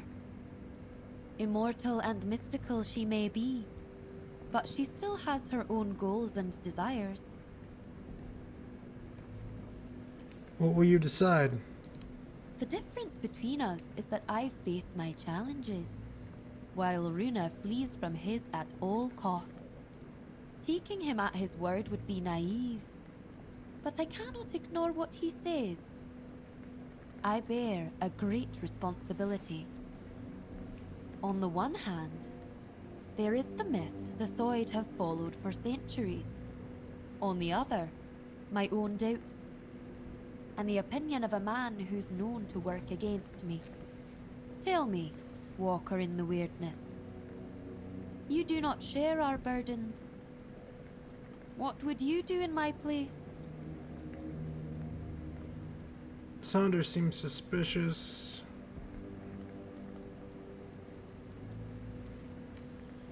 Yeah, something about Sonder just doesn't seem right to me. I will. You have my word. You, Walker in the Weirdness, see things in a way the Thoid cannot. We've always placed our trust in intuition. And if mine tells me there may be truth in Runa's words, perhaps I should heed by it. Thank you for your involvement. My duty as chieftain is to hear the voices of my entire tribe, even those who are not respected, like Runa. You may leave me to my thoughts now. Of course. Yeah, something about that place just doesn't seem right. I know these are like mystics and whatnot, but something doesn't feel right about that.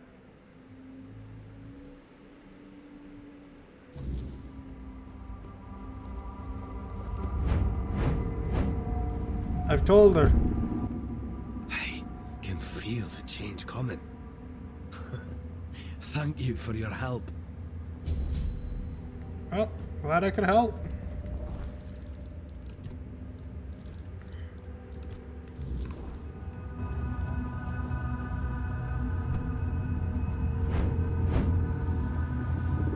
You are the Walker in the Weirdness. You walk where few dare. I don't feel worthy of asking for your help. Well, I'm here to help anyways. I need help. Not for myself, but for those I have failed. My mate Sidara, my friend Bodil, and I went to the Giant's Barrow. We sought knowledge, a sign that we still walked toward Mother's dream. But what we found instead was ruin. Bodil, our companion, did not return. And Sidara, the White's touch took hold of her. She's no longer herself, not truly. So what needs to be done? Find Bodil. End his suffering.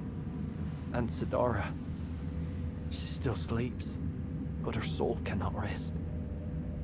They must be freed from this curse. Then, at last, we will have peace. We will join Mother in her sleep.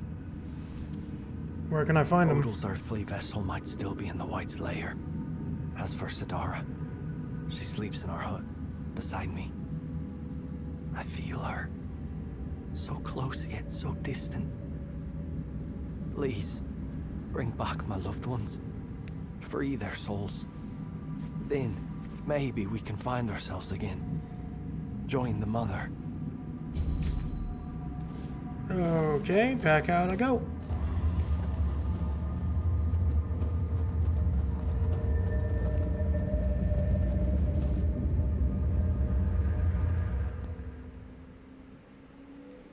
Kinda wish the quest could have all been done inside this weird little zone, but alright.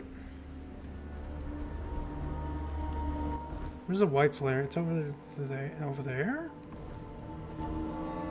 Okay.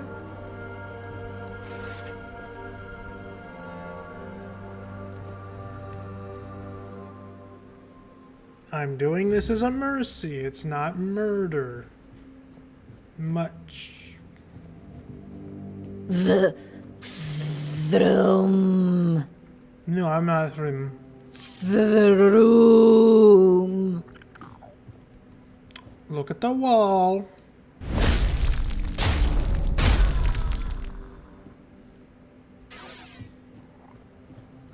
You know, I thought she would go down in one hit.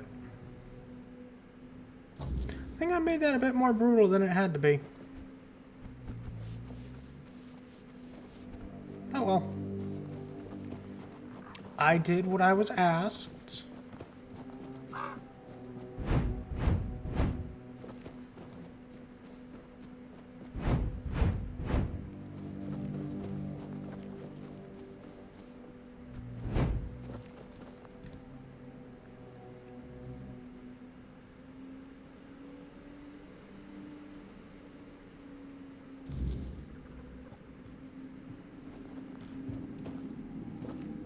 Daffodils.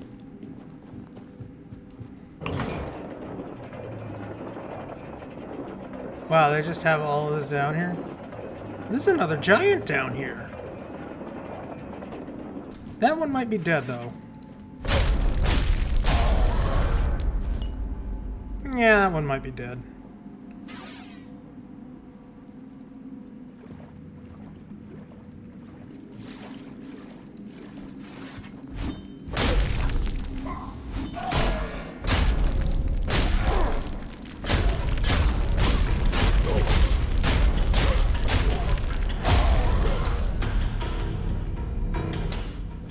Okay, there's more than one giant down here.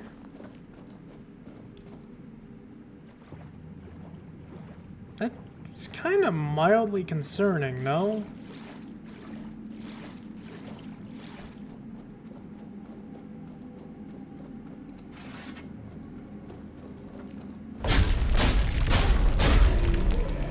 These beasts of legend just kind of down here.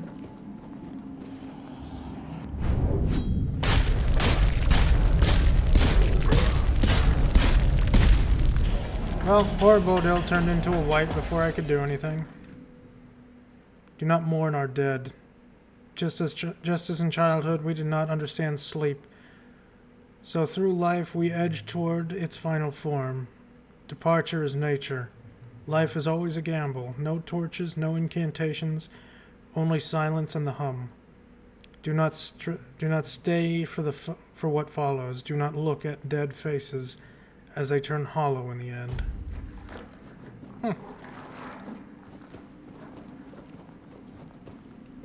Well, that explains the giants, I guess. Whee!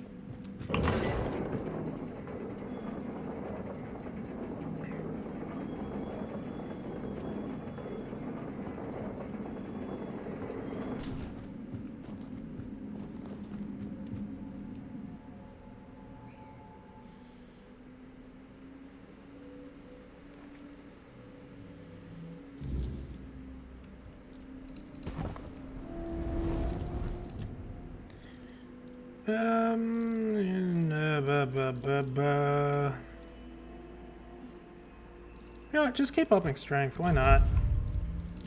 Why not? Extra armor, negate incoming damage, healing?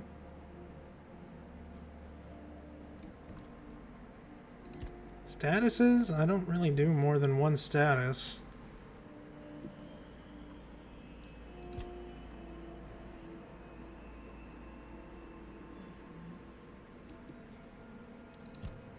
Perception, crits.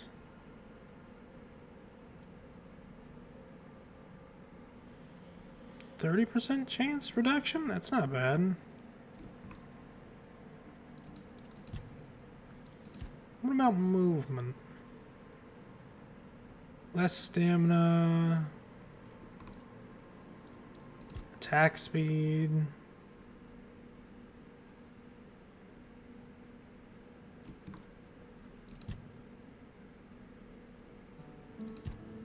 You know what? Fuck it. Let's put points into parry. Why not? I'm not using it much anyways, so I don't know what else to put it into.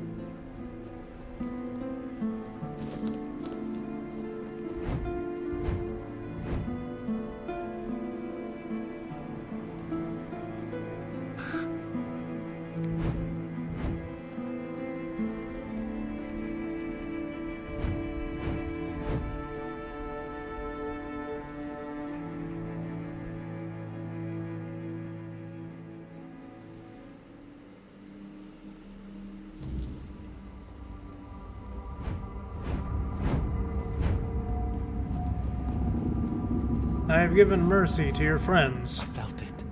The weight, it is lifted. Their souls are free, and now there is only one more task to be done. You must send me to her. Wherever Sidara may be, I will follow. And I know we will be closer to Mother then. You want me to kill you? More than I have ever been. But listen, my body still clings to this world. The flesh resists what the soul has already accepted. When the moment comes, I may fight. Not because I wish to, but because I am still bound to this place. Still outside Sonder. Not hesitate. Strike true. And when I am gone, let the wind carry my name to Mother. That's what you truly want. Thank you for understanding. For not making this harder than it must be. Let this be the last battle I ever fight.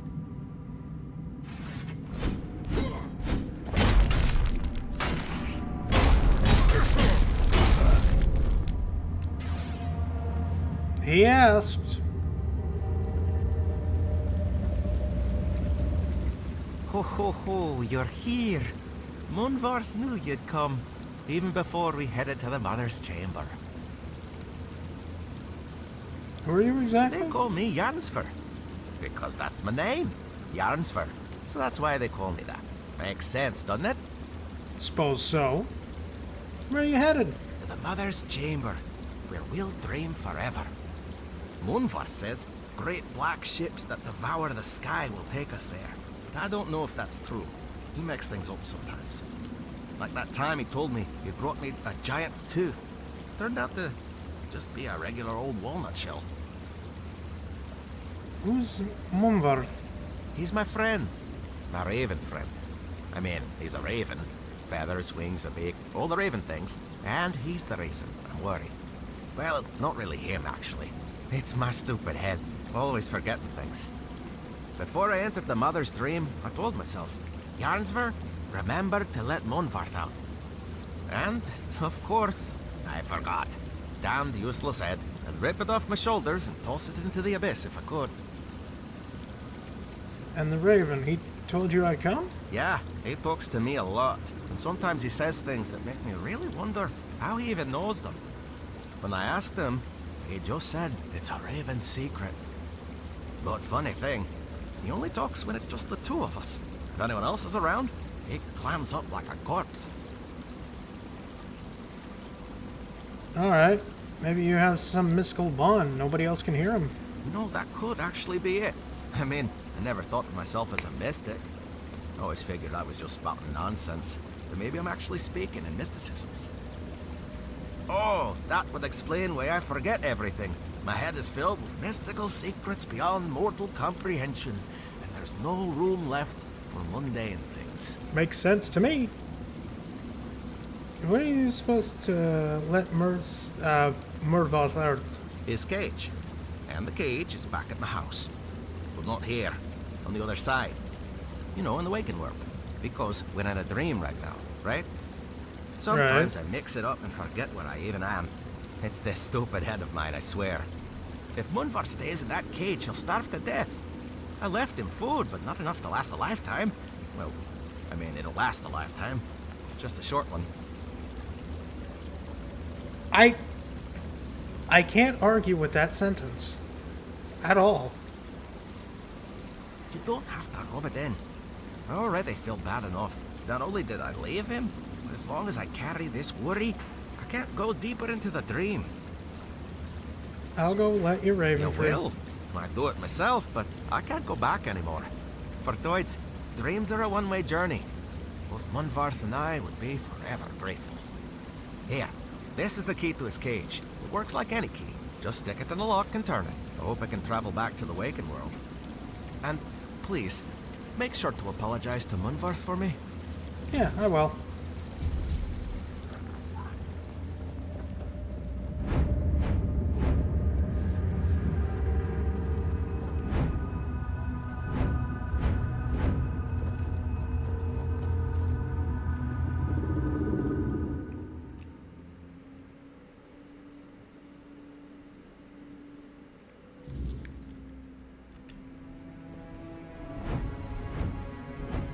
So we're probably gonna have every tribe except the Svine tribe. Out you go. There he goes. Gone. Flown away.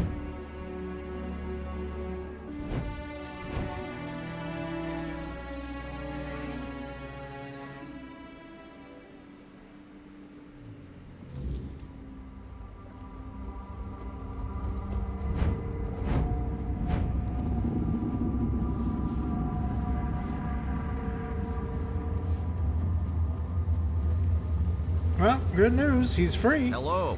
It is you. It is me. Did you manage to free him from the cage? Yes, he's free. Thank you. I hope he finds a new home. Or at least some other ravens to keep him company. And I can already feel my burden lifting. Now I can join Mother and Senya in your chamber. Good. And I got a thing.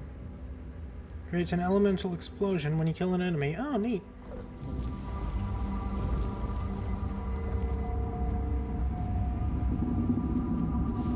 Scold awaits me at the Mother's chamber. I'm sure nothing bad's gonna happen there. Especially since I don't trust this place whatsoever.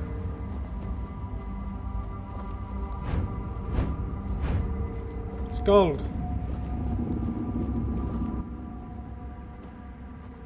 You have come, Walker in the Weirdness. Yep.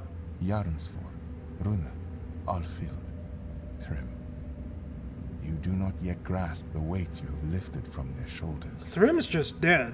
No matter how great or small their burden, it still bound them, kept them from journeying towards the deepest layer of the dreaming. But now they may step into Mother's chamber, and you shall be granted this privilege as well. After all, this is why you are here, is it not? I want Ingvi to attend the moot. Yes, that is why you will enter Mother's chamber, Walker. The choices that must be made shall be made within. No matter the outcome, you have the gratitude of all Thoid. Were it not for you, we could not have embraced the dreaming. We could not have stood before Mother's chamber. What waits inside? You shall see my sister, Senja, and Mother, whose dreams we have shared, and in whose dreams we long to become one. Is there anything I should know before entering? Do not fear. No harm will come to you in the dreaming. I know that you are expected, Walker. Indeed, the time has come. If you say so.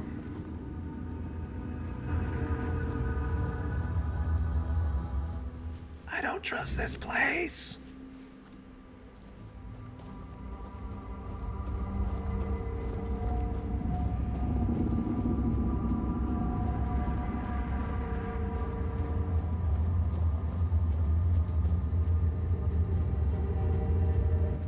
have watched your journey, Walker in the Weirdness. Yeah, we've had a I saw chat how you before. helped the lost Thoid children face their burdens. The weight that kept them from entering this chamber. For that, you have my gratitude.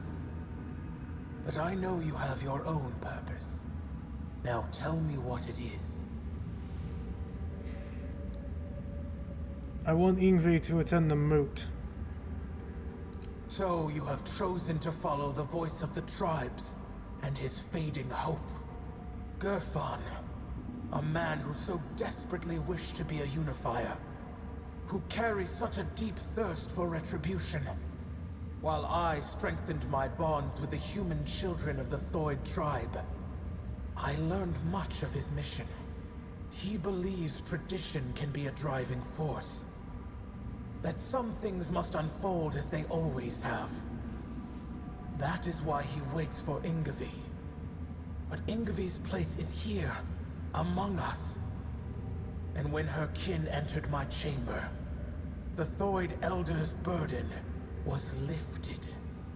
She has no reason to remain in a world crumbling into ruin. All for the ambitions of one old man. The Thoid are needed in the waking world. Garfnar wants Daldriata to reunite against the united and march against Camelot. I need King Arthur's helmet to prevent the fall of Avalon. Rebuilding old myths will not undo the inevitable. The past is a graveyard, Walker. If you keep chasing it, if you keep digging up what was buried long ago, you will find yourself in a grave before long. Enough. There is no reasoning with the giant's stubborn nature. No matter what you say, she'll keep dragging you deeper into the labyrinth of her mind. That is why I ordered the giants to sleep. Their nature was unpredictable. Seems like it. They reveled in strange manipulations, willing to wager their own lives in primitive bets and frivolous games. And so, I speak. Whatever this one demands, grant it. That is the order of the king to whom you swore fealty. I was wondering how long you would stay silent, letting the human whose body you stole speak for you. You have lasted surprisingly long. I suppose emptiness and oblivion have taught you some humility. Nevertheless, greetings, Arthur. I am glad I have finally dreamt of this moment.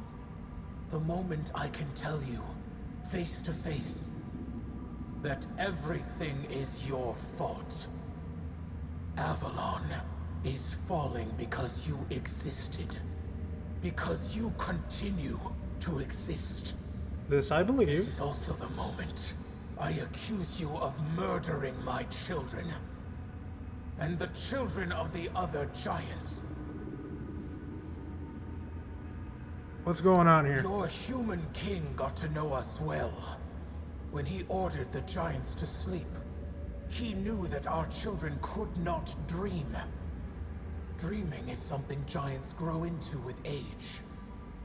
Having no choice but to obey, we left our children behind in the waking world. Alone, defenseless, condemned to the coldness of death. Quiestra, the child I once held in my arms, never dreamed with me. While I built layer upon layer of my dreaming, she was dying. But I had time. Enough time to dream of Sonder. A place and a state where death holds no power. There, I will dream, Quiestra. I will give shelter to the entire Thoid tribe, including Ingvi. I will not abandon any more children to the waking world. Is this true, Arthur? I have made many terrible mistakes during my reign. But I always considered what was best for my people. Arthur, the more and more we learn about you, the more and more it seems like you make nothing but bad mistakes. I wanted to make Avalon our home, free from the plague, free from forces that would seek to oppose us. I thought that my return would restore balance, that I could prevent Avalon's fall. Your idea of what is good is twisted, human king. As for you, mortal, yes, you need the blessing of the tribes to claim the crown. Those were the terms of the sacred pact, but you will have to manage without the Thoid. They will all come with me into Sonder. I will care for them as if they were my own children. And I will save them from this world's corruption. Fall of Avalon must be stopped, and contrary to what Arthur claims, he does not need to be part of that. The dream is not the only layer of reality where life and future exist. I've walked many others. Ingvi has fulfilled her duty to the tribe. She now must fulfill her duty to the Daldriata.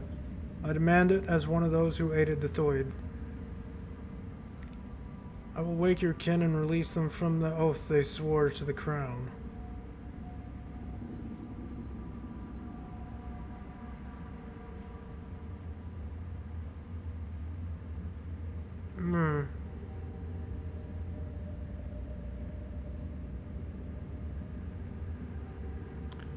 Yeah, Arthur doesn't need to be part of, that.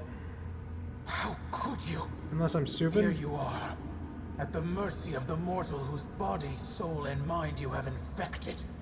I'm glad to see you trapped so, Arthur. But as for your words, human child, how can I be sure you'll follow through on this decision? I swear by my oath, as the Walker of the Weirdness, Arthur will have nothing to do with the rise of Avalon again. Because every time we bring him up, it seems like something bad. Everything is his fault from what I've seen. We once trusted the oath of a human king, and it led only to the death of our children. No. I will not abandon Ingvi to a world that is falling into ruin.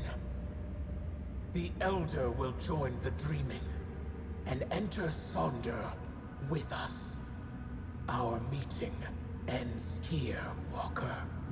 You will have to dream what lies beneath the king's threat without the blessing of the Thoid tribe. So be it. Leave now and let us dream.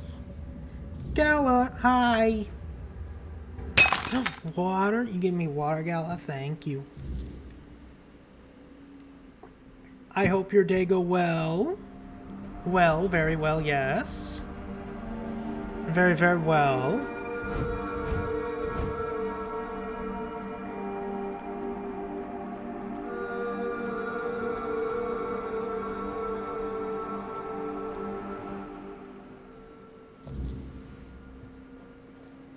Walker in the Weirdness, you return. Welcome.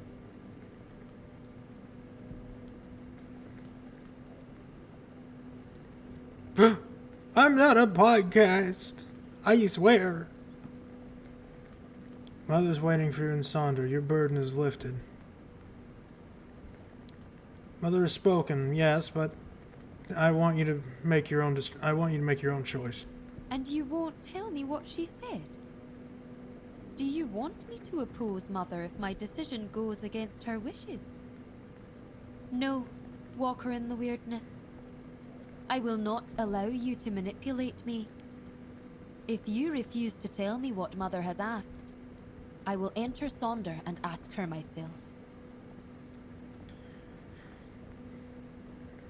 Why are you so afraid of her? A true mother loves her children unconditionally and lets them leave the nest. You're not a child. You have to do everything. Yeah, I'm going with the second one. Afraid? I never thought of it that way. I always believed I was afraid of the world, not of Mother's will. But now, as you give me a choice, there is something I must confess. Deep down, I've always felt that Sonder was not my destiny. Really? That's a Joining surprise. One-Eye's rebellion and getting to see the world. I envied Taranis for his work with the Alchemist's Guild. Now I will have the chance to know real life. But I cannot be the elder of a tribe with no tribe. Perhaps I will join those who refused Mother's call. For the first time in my life, I feel free. Be free. Can we count on your presence at the moot? I don't know how Gerfan will react to an elder without a tribe. But, well, he summoned me, so I will come. There is a reason why the Thoid made me their elder. My power, despised by the other Delrida, is truly unrivaled. And on the battlefield, a skilled Thoid is worth 10 Volker warriors steeped in Mather's fury. What will happen to the Thoid? The Thoid.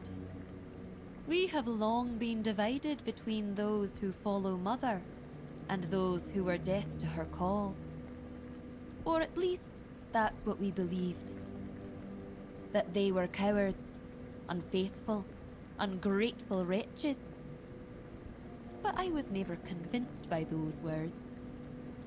To me, they were simply brothers who dared to walk their own path, even at the cost of eternity. Deep down, I admired them. I am still Thoid, and I am young. When I come of age, I can bring more Thoid into this world, perhaps even with the help of those who return home one day. Are you not afraid they will be different from the Thoid you know? I am certain they will be. They will believe what they choose to believe. It will be a new beginning. My role as elder was to guide the Thoid of old to the dreaming. But those who come after them will live in the waking world, and I will guide them too. At last, I will be allowed to grow up. And I'll admit, I cannot wait. How do you think the rest of the Dalriata will react? It's hard to say, but I don't truly care. They will either accept us, or they won't. But who knows? Perhaps this time we will grow closer to them. I've always thought they envied our direct connection to Mother. With Mother gone, perhaps we will finally build a true rapport. You regret not entering Sonder? I know I will always wonder what Sonder would have been like. And I know my heart will grieve for my kin. But something tells me this path is not closed to me forever. If there truly is a place we go after death, perhaps it is Sonder. That would also align with Runa's claim that Sonder is a trap. And that, in truth, everyone dies before entering Sonder. Maybe he was right. If so, then when I die, my soul will awaken in Sonder. I will see my tribe again. And finally, I will meet Mother. That is what I have decided to believe. Good. See you at the moot, Walker in the Weirdness. Thank you for everything you've done for us. Glad I could help. Alright, let's get that crown.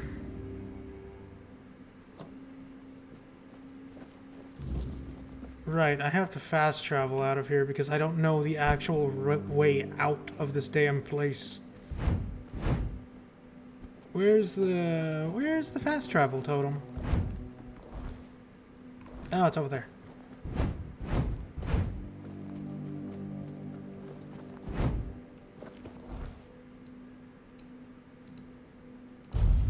The moot may now begin.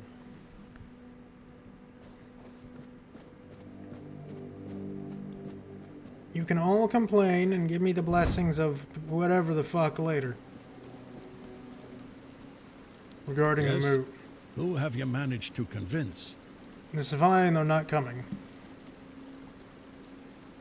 Ah, that cursed stagfather of theirs. I've heard the rumors about what happened in the Svein village. Even weakened, they would have been an important ally in the war to come. A war that might never happen if we fail to gather enough. Well, we got 3 or 4. If they prefer to worship a god who slaughters his own followers for amusement, who am I to judge? If that's truly their decision, perhaps it's better they don't join us. Elder Ingvi said she will answer the call. How did you manage to convince the Twoid tribe? They've always kept to themselves, no matter the hardships we faced. You've done the impossible, and I want to give you an artifact the Twoid tribe once guarded. Here, a part to the king's armor they were tasked with guarding. It will aid you as you face the challenges of the king's threat. Thank you. Angvar has declared his intent to come. Could it be that the Volker have uncovered the truth about Mother? Unbelievable. Of all the tribes, I thought the Volker would be the least likely to show. Take these pieces of the king's armor, once guarded by the Volker. A gift in return for the help you gave him. May they serve you well in the king's threat. Stranner of the Ulfr tribe will attend the moot. You have no idea how glad I am that the threat of Tryggve has passed, and that they've managed to appoint a new chieftain. The members of the Ulfr tribe are always the first to fight. Their strength and endurance are unmatched. Without them, we could forget about any real war effort, especially against Camelot. So, allow me to offer you a gift in thanks for aiding their tribe. A unique piece of our king's armor, forged by Ulfr himself, the very forefather they take their name from. Go now, my king, and reclaim your crown. All the tribes can do now is patiently wait for your return. So it shall be. Do I have to wear the armor when I'm in there? Is that something I have to do? When damage is taken, physical damage, spell power, attack speed, and critical chance increase by 5%. The effect disappears after 5 seconds from the last hit. You deal increased damage to Fordweller. You have 1% chance to instantly kill an enemy that is less than 50 health. Increase crit chance by 25. When below oh, it's Berserker armor. Damn it. If it was just flat 25, without the health being below 50, I would be so happy. I would be able to replace these legs with the armor that I'm wearing. Oh, so close. Increase critical damage by up to 100% depending on missing health. Again, it's just all Berserker armor. I don't want Berserker armor. I'd rather not take a damage. Thank you very much. Hey, what's this button do? That didn't do anything.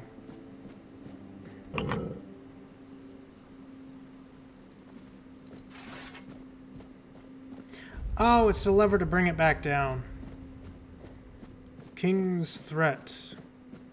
It's an absolute shame that nobody gave me Excalibur to bring into battle. Oh well.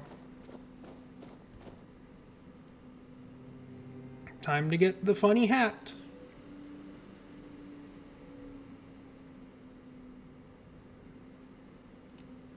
And then I don't know what we do next. Oh no, it's a Fordweller. Whatever, hold on. There he is, Camelosian Spearman. Sick him!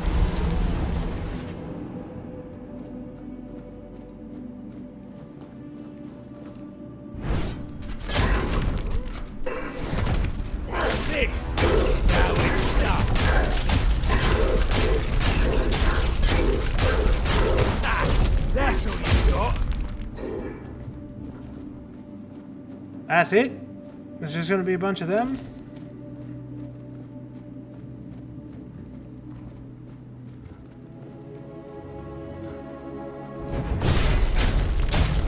Flesh tree.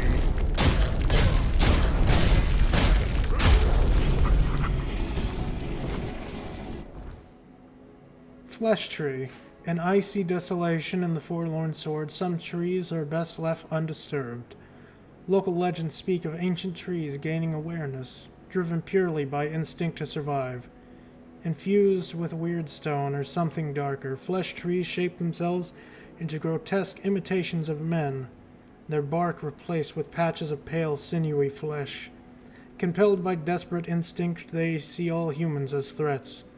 Those foolish enough to approach quickly learn the truth. Some roots are far hungrier than others. Ah, I see.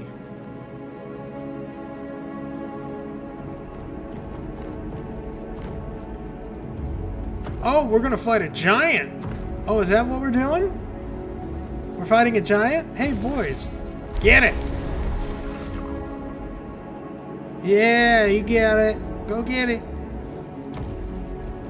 I'll take the Four Dweller.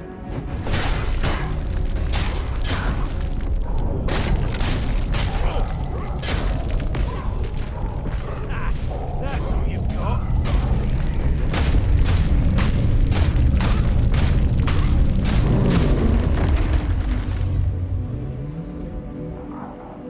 The Undying Watch. Four Dweller shields. Out of curiosity. I could use it, but nope. I like dual wielding my swords that do insane damage.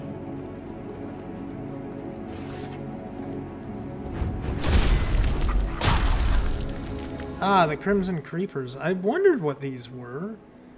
Crimson Creepers lurk where life flows strongest, nesting near scarred springs and sacred springs and wells. To most, these places are a source of healing, but to the creepers, they are nurseries, their breeding grounds soaked in stolen blood. Small but relentless, these creatures burst forth the moment an intruder disturbs their territory, swarming with chittering ferocity. Though easy to kill, their presence is a grim reminder that nothing on Avalon is freely given. Those who seek to drink from the land must first contend with the things that already claim it as their own. Ah.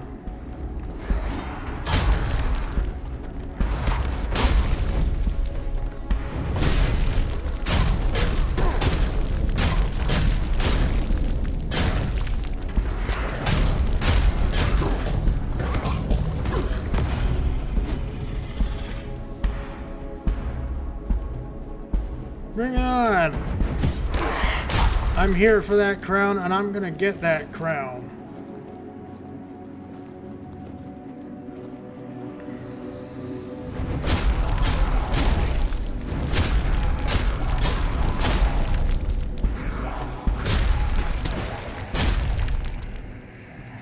Why did my swords get put away? What? Another giant.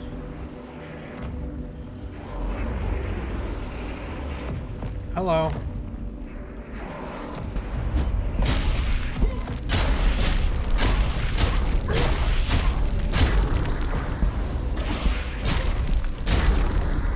Hey, if they're gonna let me do that, I'm taking full advantage.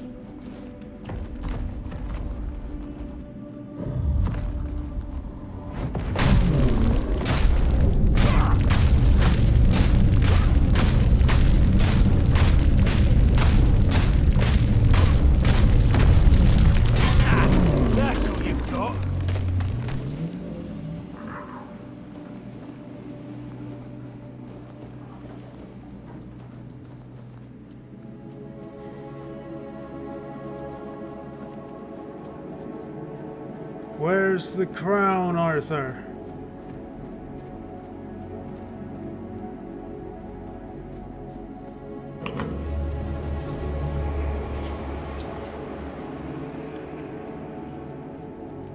How far into this place is it?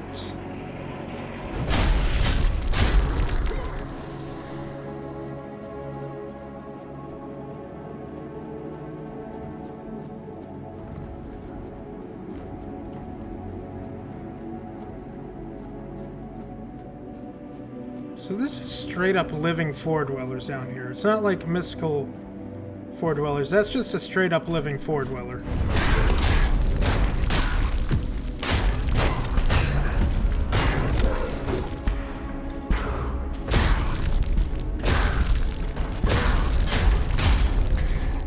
These ancient enemies of Arthur just down here protecting his crown.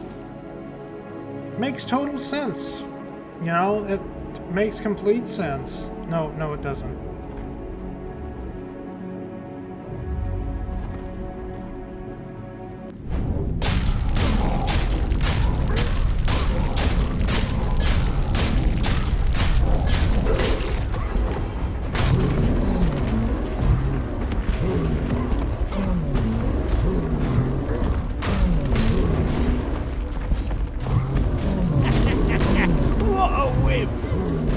Yes, the giant is a wimp. Kick its ass.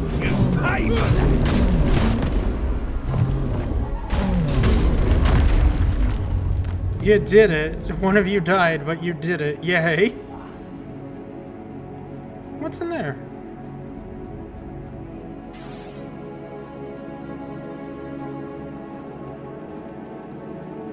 Bones.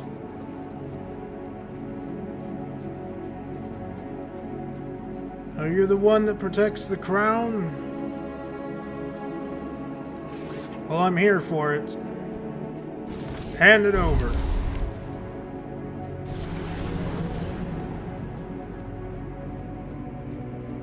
Oh, he is the one that protects the crown.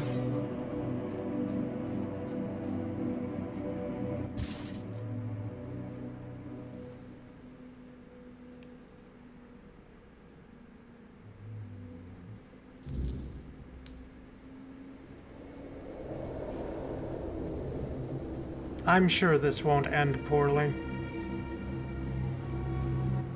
I am his burden, the man beneath the myth.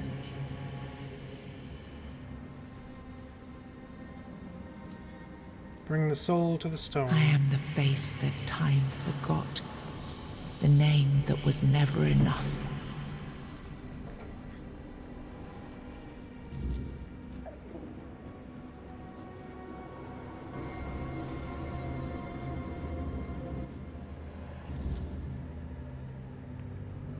First, you used these people to win yourself a kingdom, and now you herded them here under threat of being stomped to death by giants if they leave or disobey. After all that they've gone through, all that they've done, all that they've suffered, this is how you intend to repay them? No kingdom will stand with people like them within its borders.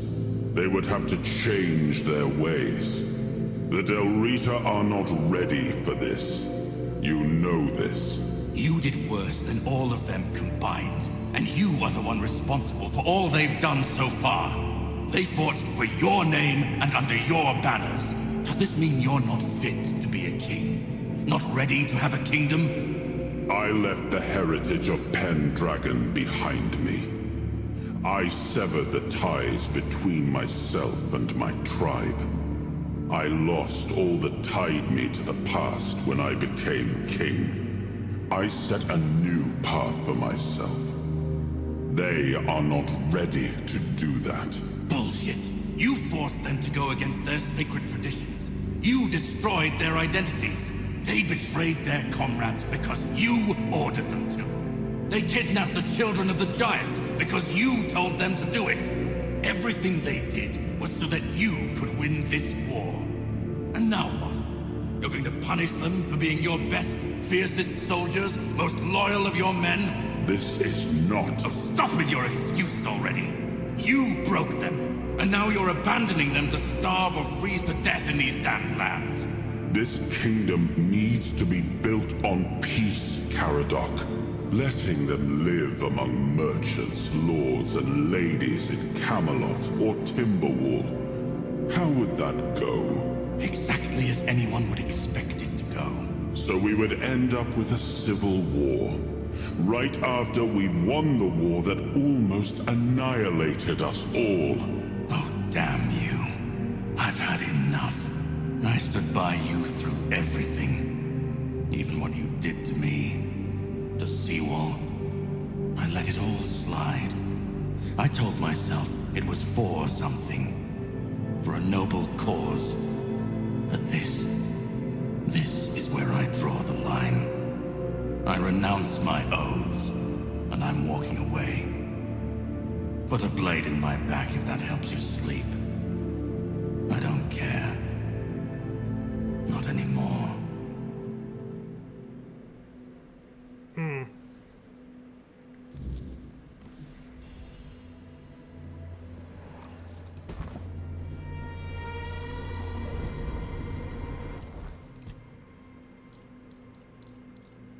That's not good. That's not good at all.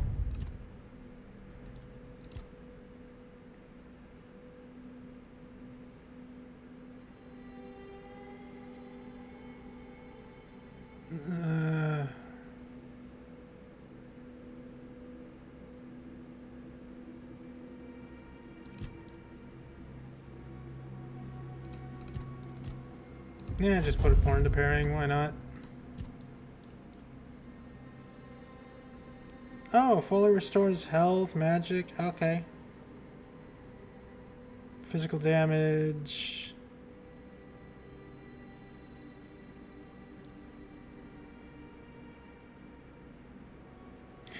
I'm gonna take that one. The more I get to use it, the better.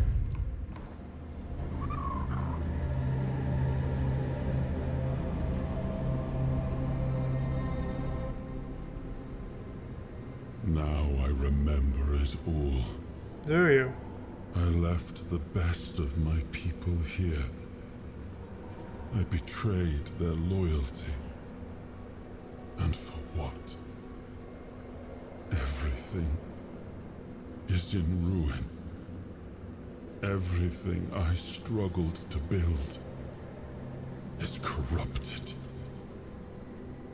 This land, it had a glorious past, but it has no future. There is no way to save it. You were really unfair to the Del Riata. I know. I see it now. And it was my decision that cost them the ability to grow and change. I may have been right about the diagnosis. Now I see I could have been wrong about the cure. The tribes helped us win the war. They were fearless and followed every order. They were the most loyal of all.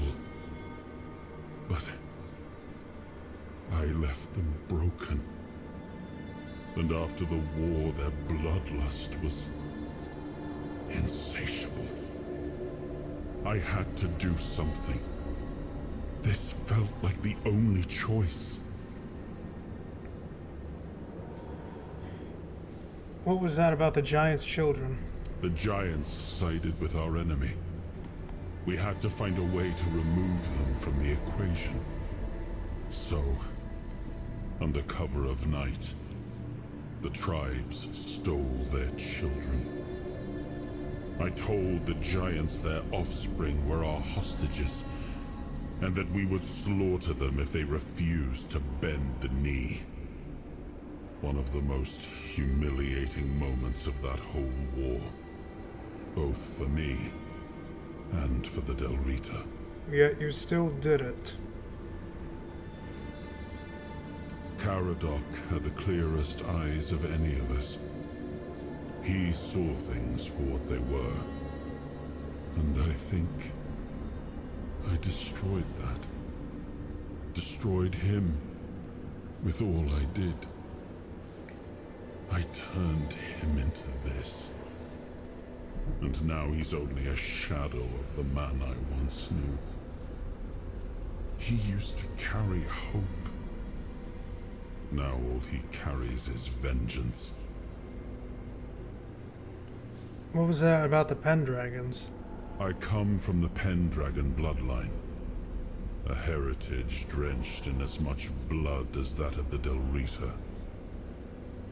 A heritage that pillaged and fought in the homelands for longer than anyone can remember.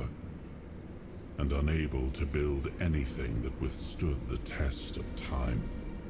I decided to leave it behind me when we won the war against the Four-Dwellers, and built our kingdom on Avalon on stronger foundations. Now we've seen that my bloodline must have been cursed. There's nothing left. Nothing worth saving. Nothing worth rebuilding. I gave everything I had to this land. My blood, my soul, my name. And the land devoured it all. I betrayed the ones who believed in me. I cut down the men who fought for me. I turned away from my own blood to build something better. And all I built was another ruin. I thought I was forging a future. I was just extending the fall. So the crown. What do we do about the giants? Do what you want. There's nothing about this land that I recognize anymore. All I've ever done got turned into dust, corrupted against my intentions, destroyed. Why bother? Crown of Ashes.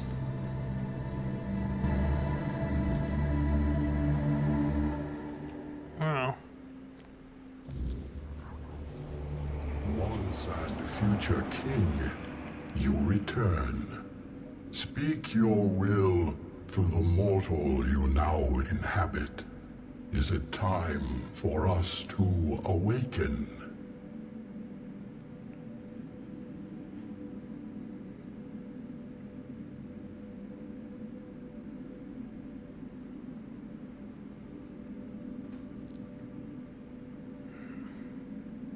Rest.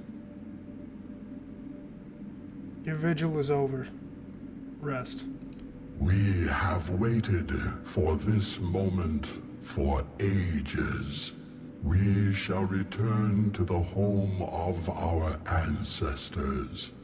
We are grateful for this decision. Your will shall be done.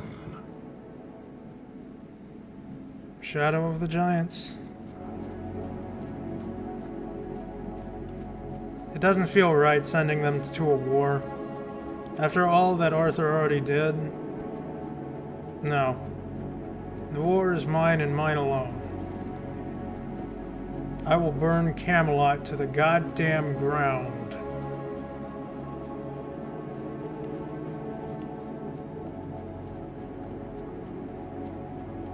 And Arthur's gonna sit in my head and watch. How do I get up to you? Hello?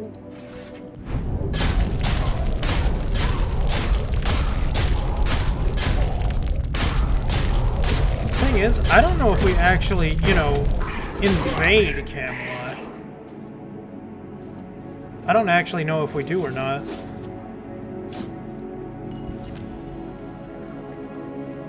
For all I know, the game is ending soon.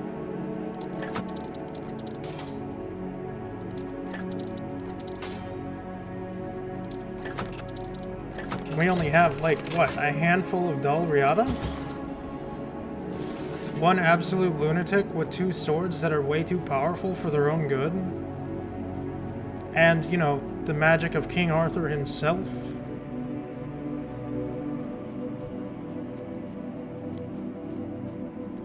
It's a worry, and a concerning one at that, but Camelot is meant to fall, so it will. That's the way it's gonna be.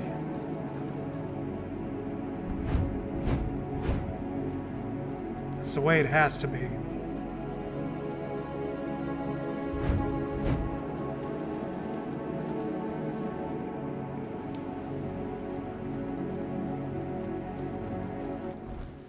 Wait a minute, do I get the hat? I do. and practicality and spirituality by 5. Hey, that's alright, but I prefer to have my other hat. Thank you very much. Then there's still the tombs. I don't even know if I found all the tombs.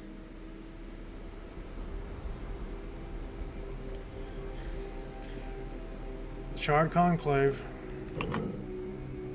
Before the tombs, that's our last stop.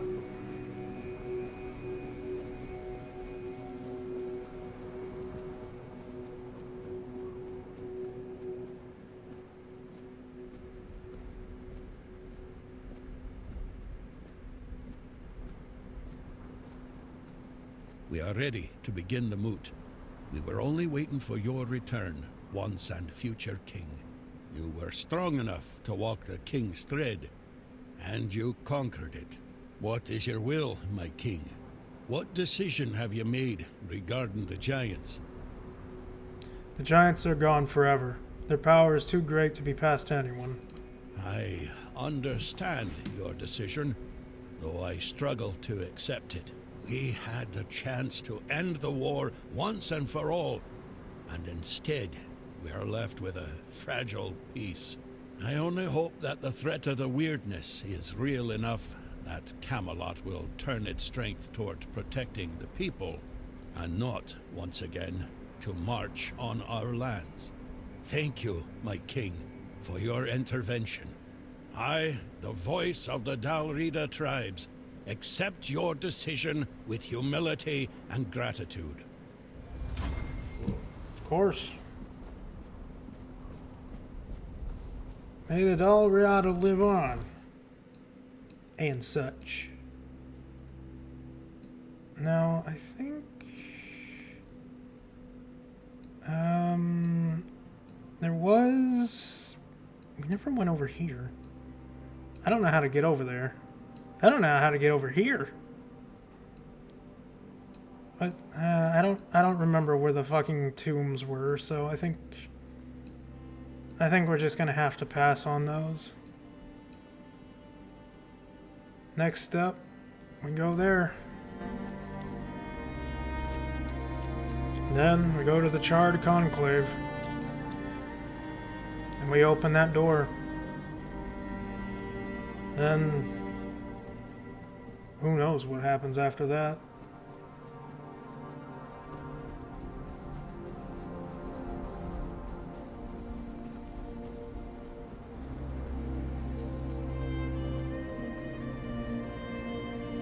We never even got to open that door. What's with the Stone Warden vaults? Nobody told us. There's a lot of stuff that I missed. And I don't really know how to gain access to it.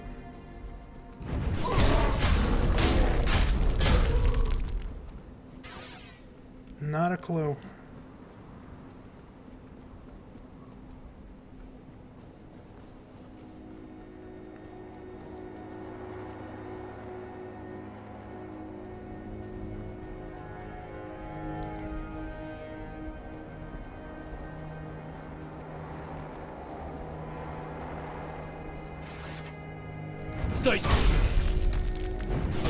We're not alone. No, you're not. You're not alone. You're all dead. Every last one of you.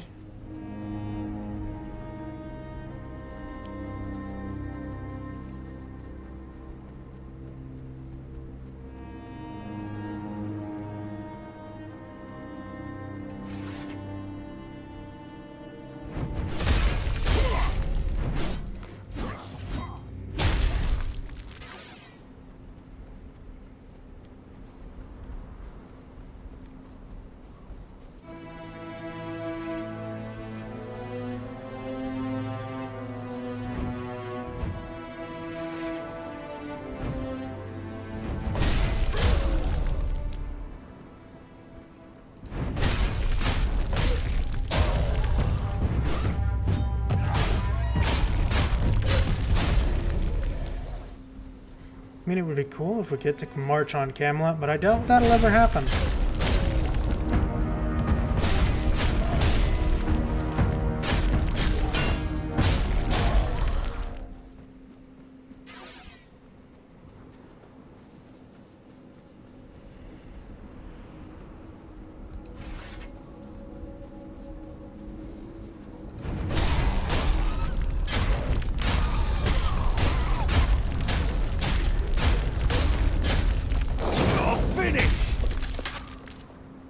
Well, my magic is now level 49. Yippee! I wonder what happened to that snail knight. We never found her again. I guess that'll just be one of the mysteries that remain a mystery.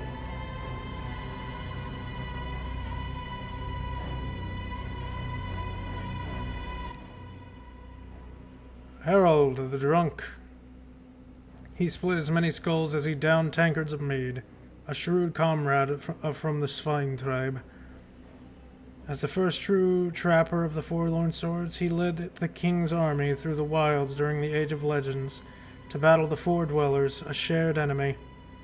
Let the Dalriata's ancestors prepare their heads, for he is near, the one who will outdrink them all.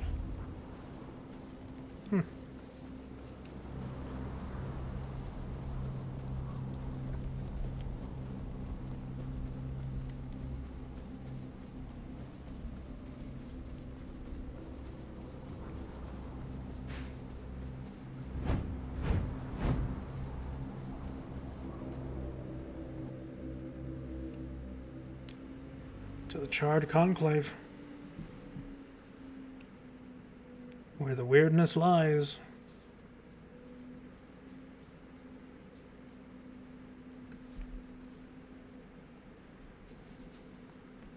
Who rules over Camelot anyways right now? If Arthur hasn't existed, who rules over Camelot?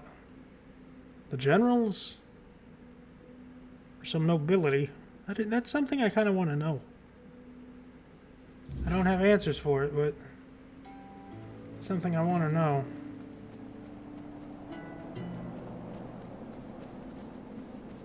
Yeah, I think he's at that door.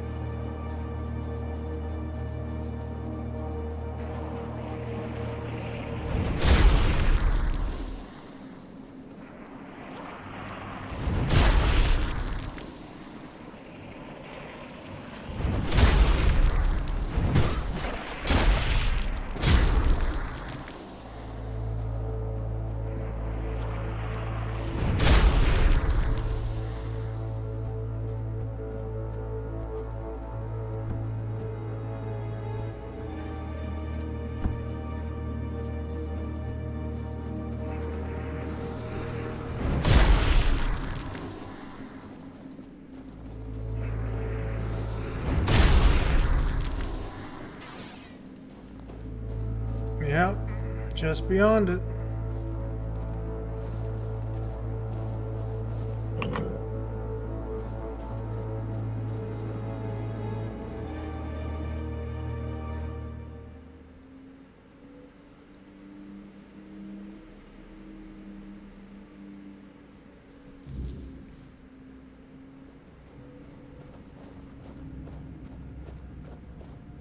Caradoc. So, you finally made it.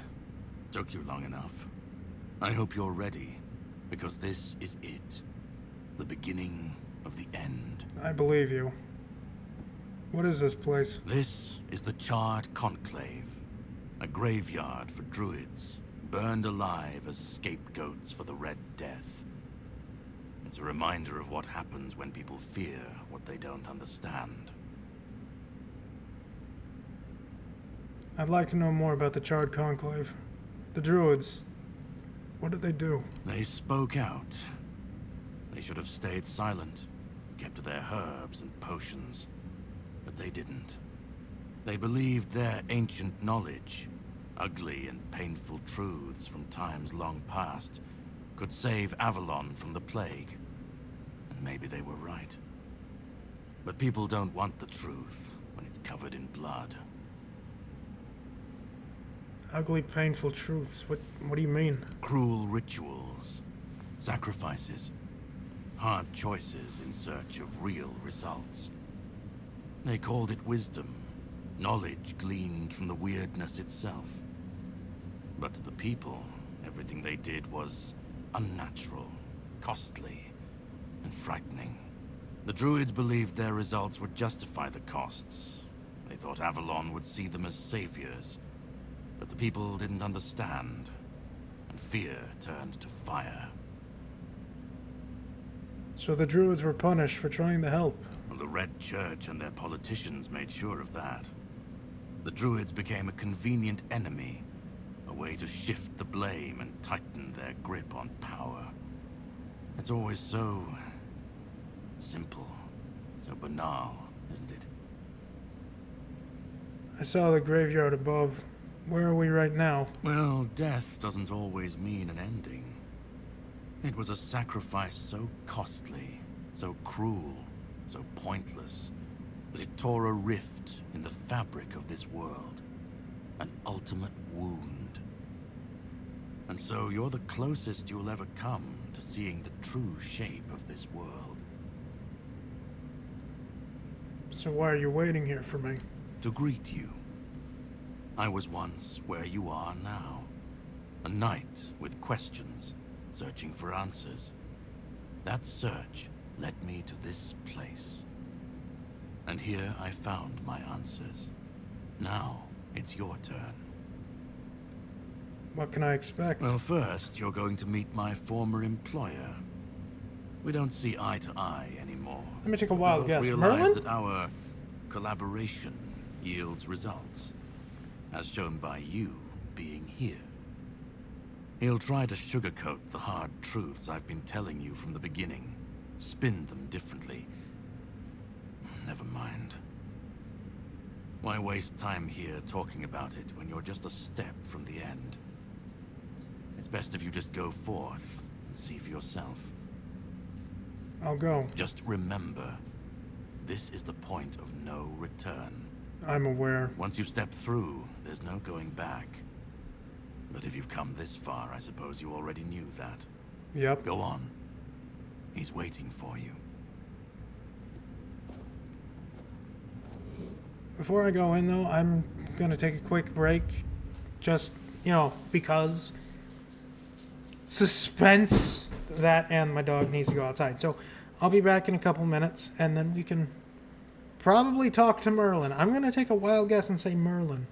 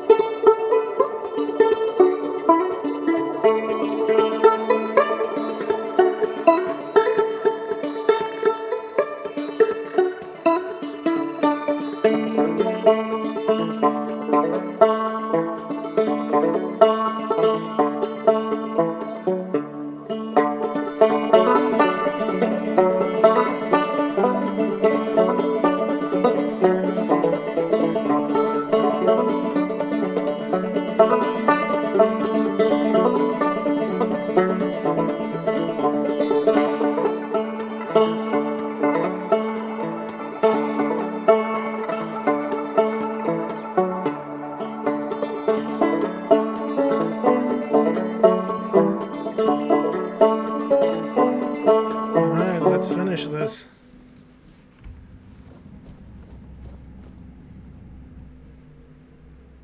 Wherever I'm going.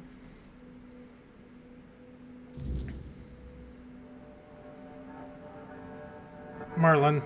It's gotta be Merlin.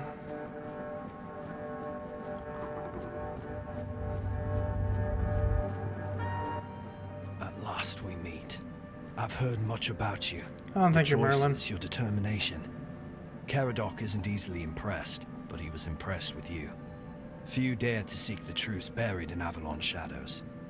Fewer still make it this far. I was the first. Caradoc followed when my brethren burned and the tear opened. And now, here you are. A truly rare and joyful occasion. Who are you? Oh, forgive my lack of manners. Oh, you're Orin.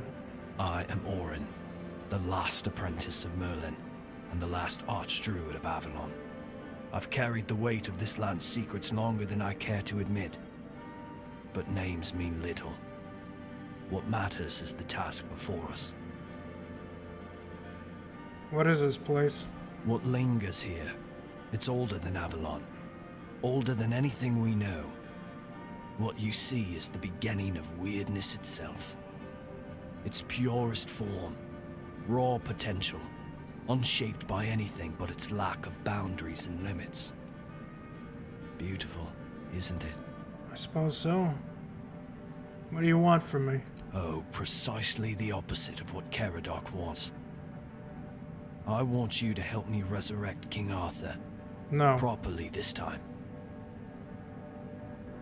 So he wants to kill him properly and you want to resurrect him. Ridiculous, I know. But yes, that's what it boils down to. At some point, we stopped seeing eye to eye and chose different paths. Ultimately, though, both our paths led to you. How? Yes, please let me explain. By the end of his life, Arthur became obsessed with his legacy. He left mementos, artifacts that embodied the virtues he wanted Avalon to preserve. Excalibur, a symbol of loyalty and sacrifice. The crown of Pendragon, a beacon of courage and resilience. The shield of Palamedes, wisdom and independence. But Merlin and the others didn't believe that would be enough. The memory of war and the fragility of peace was still too fresh. So they acted. When the king died, his soul wasn't allowed to move on. It was shattered, bound to those artifacts. A clever solution, but ultimately flawed.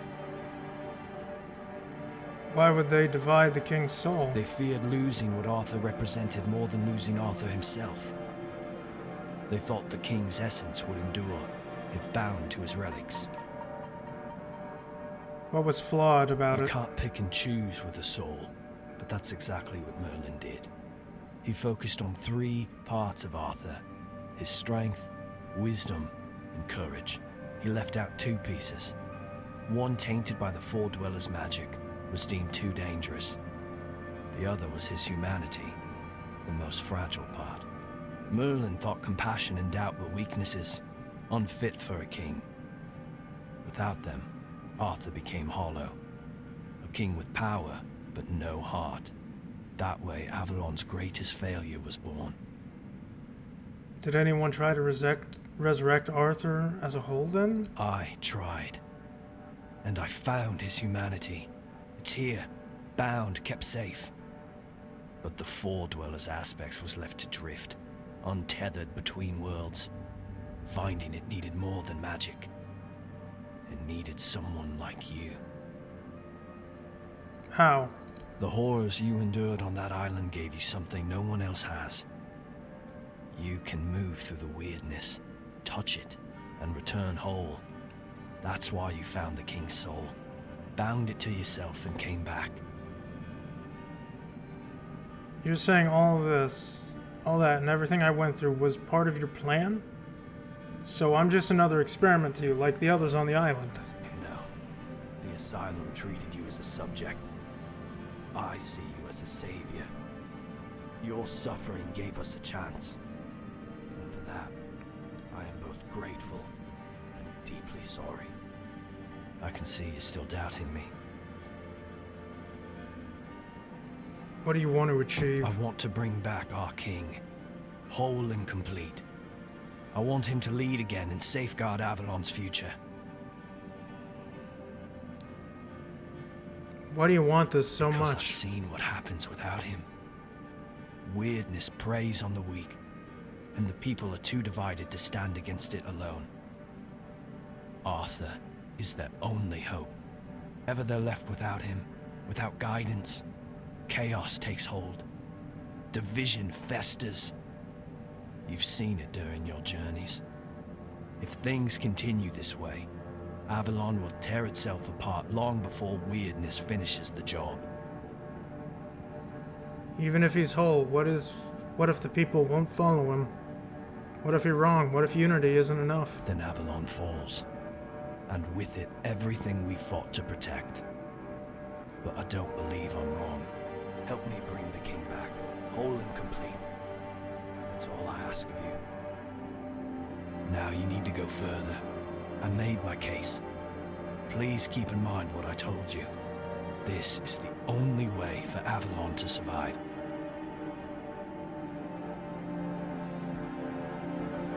I don't think it is.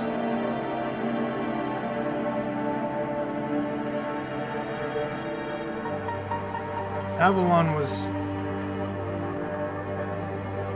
No. All the damage that Arthur did, all the damage Merlin did. No. I don't think it's the right call. I don't.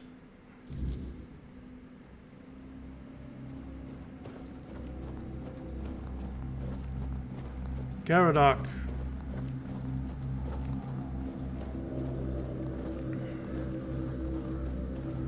I was there when it all began, when Arthur first set foot on Avalon. I was a knight in his army. We believed in him, in his dream, in his kingdom. And for a while, it was glorious. Every battle felt like a step closer to peace. Every sacrifice justified by the dream we shared. But then came the cost. The war crimes, the impossible decisions, the massacres, slaughters, and irrational cruelty. We turned from knights into butchers, all because his dream demanded it of us. At first I told myself it was necessary, that it was the price of building something great. But the longer it went on, the harder it was to believe. That's when I realized Arthur wasn't a god, a savior, or a king. He was just another man, no different from the rest of us. And no man should have the power to demand such sacrifices. And you want me to kill him once and for all. I've heard it before. But do you understand why I wanted so Yes, much? I'm on your side. Because you hate what you've become? I'd like to believe that after 600 years I've moved past pettiness. You need to understand that people thought, and still think, that he was more than human. But he wasn't. He made mistakes, just like any man. And the cost of those mistakes was always paid for by others. I've seen what happens when people cling to kings and myths. They wait, they follow. They waste their lives on promises that never meant anything. But that's not my problem. I'm not here to fix Avalon or to free anyone. What comes after doesn't matter. Let it all burn. Let it rot. Let it rebuild. I won't be here to see it.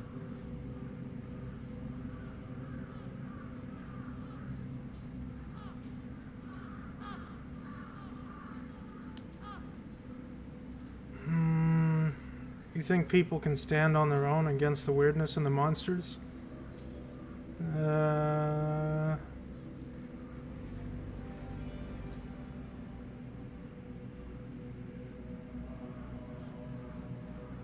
Even if you destroy Arthur, the Round Table can just crown someone new, replace him.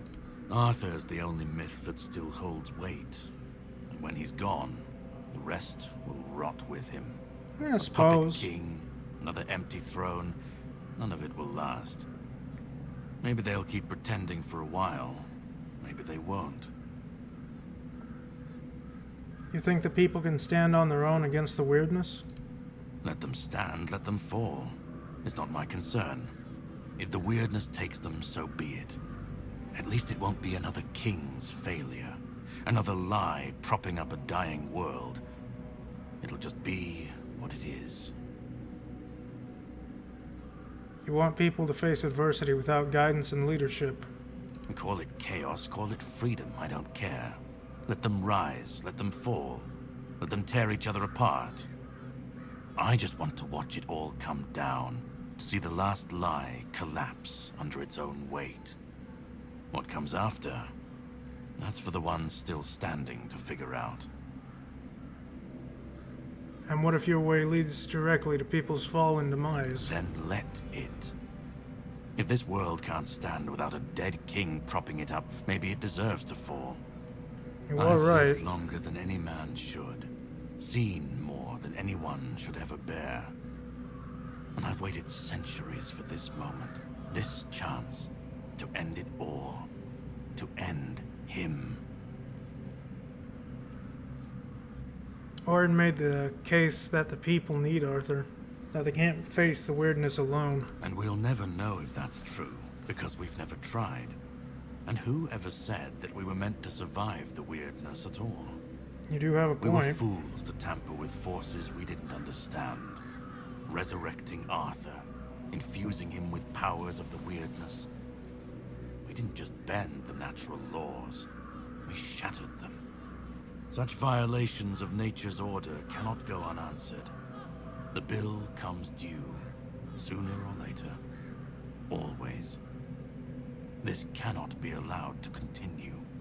Listen, it's taken longer than I ever imagined, but now, here we are. You've done what no one else could, what even I couldn't do. You've brought Arthur's soul back together, almost complete, but not quite.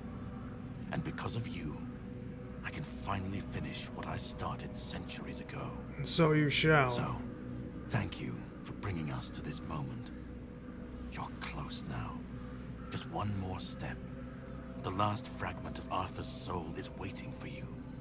Complete what you came here for. And then, we'll meet again. As allies, or as enemies. That's up to you. Go. Find the last piece, and let's end this. Whatever comes next, I'll be ready. I hope you will be too. I will be.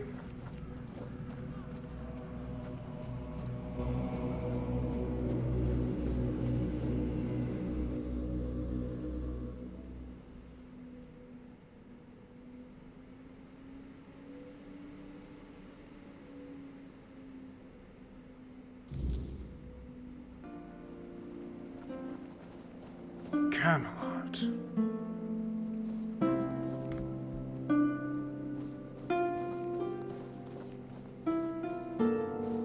This is Camelot, right?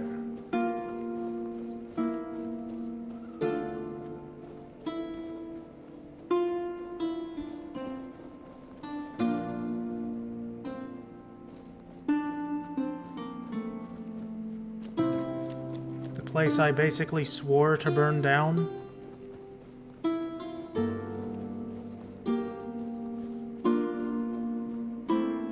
Hob. Or should I say Merlin? You've come. The one who carries what's left of me. Wait. Please, don't come any closer. Don't force me to think about coming back again. You're not Merlin. Let me finally die. You're Arthur. Because I've had enough. Enough of being torn apart and stitched back together. Enough of being used, shaped, and forced to be something I'm not. Do you know what it is like to be a king of nothing? To see the people you swore to protect suffer because of your choices? Or worse, in your name. I've seen towns burnt to the ground, families destroyed, all because someone thought it would serve the greater good. And they called it loyalty. They called it justice.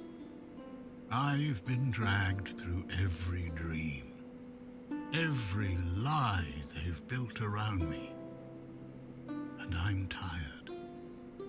Tired of the weight, of the expectations, of all of it. And most of all, I'm tired of failing. And Caradoc, he wants to destroy you forever. He thinks ending me will free Avalon. But what then? Without an idea, a light to guide them, they'll stumble, lose their way, and turn on each other. People always seek something to follow, something to believe in. Take that away, and they'll tear each other apart trying to find it. Or worse, build something even crueler in its place. What is it in death you want? I want release. I want to stop being a tool in their endless struggle. Kill me. Destroy the last piece of me and use the energy however you wish. Take it yourself and become the new king. Give it to someone else. I don't care. Just don't let me come back again. And what about Orin? He's trying to bring you back whole this time. Orin wants a king, not me. He doesn't see the broken man behind the myth. He sees a symbol, a weapon to wield against the weirdness. But symbols aren't people. They're empty. And the more they're used, the more they hollow out the one who carries them. That's all I've ever been to Orin and the Druids. Do you know what it's like to be a weapon? To be forged, sharpened, and thrown at every problem? Let me die.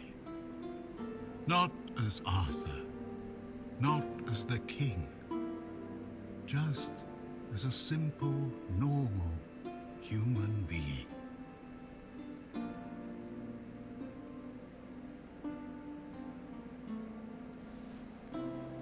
You're the human part of Arthur's soul. Without you, he can't be whole. You don't care what happens to your next kingdom? You've been through a lot, but there is another way that doesn't involve your ultimate death. Another way? There's always another way, isn't there? Another cycle, another resurrection, another lie to keep the world spinning. But please, not for me. Not anymore. I've had enough. I don't want another chance. I want this to be over. You're the human part of Arthur's soul. Without you, he can't be whole. Isn't that what you've been doing all along? Carrying what's left of him? You've already taken up the humanity I was meant to represent. Doesn't that prove Arthur doesn't need me anymore. You are right. Don't you care about what happens to your happens next to your kingdom? I don't care. Do you know how freeing that is? To finally not care what happens next? Whether Orin gets his king or Caradoc gets his ruin? To not feel the burden of all my failures? To not see my memory tarnished, my plans, goals, and ambitions dragged through the mud? To not see the suffering my name causes? No more deaths in my shadow. No more kingdoms built on my bones. Do what you think is right. That's all I can tell you, because whatever you decide, it will finally be your choice, not mine, not theirs. And that's the only thing I've ever wanted. You hold the choice. I don't care who you side with, Orin, Caradoc, or no one at all. You have all of my soul. Use it. Take it for yourself. Give it to someone else. I don't even want to know. Do what you will with it. Just let me go. Let me finally rest. Let me die. Please.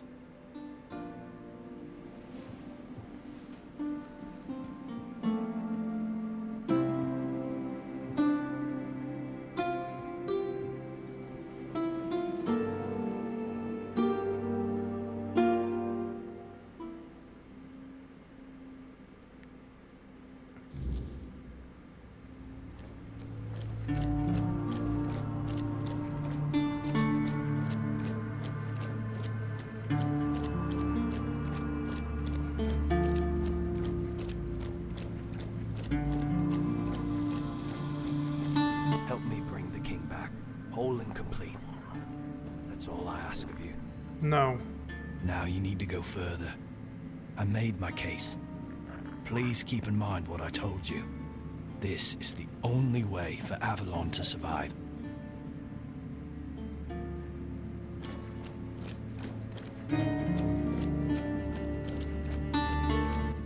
Go on. He's waiting for you.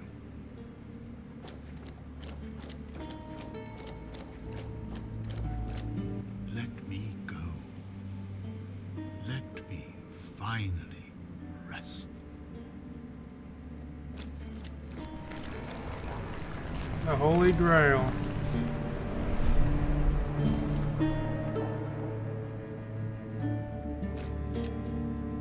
You carried a dying king across the bones of a dying world. Now you stand before what started it all. An idea. I am the reason there must be an ending. I do not guide. I do not judge. I exist so that something can be chosen. I do not offer meaning. I require that one be made. You have brought all things to their conclusion. Now, decide what must remain. Choose, and let the shape of the world follow.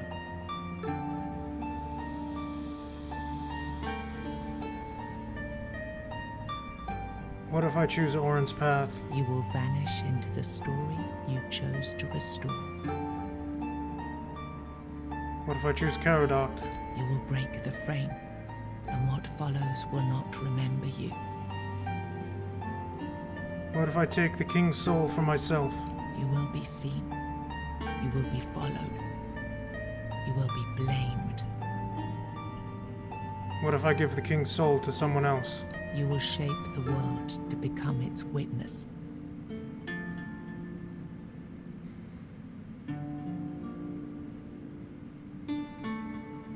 Thinking of giving the soul to somebody else.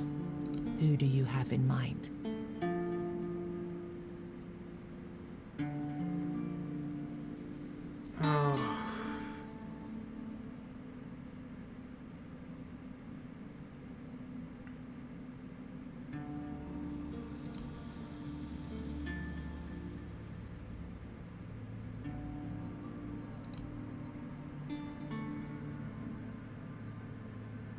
One Eye.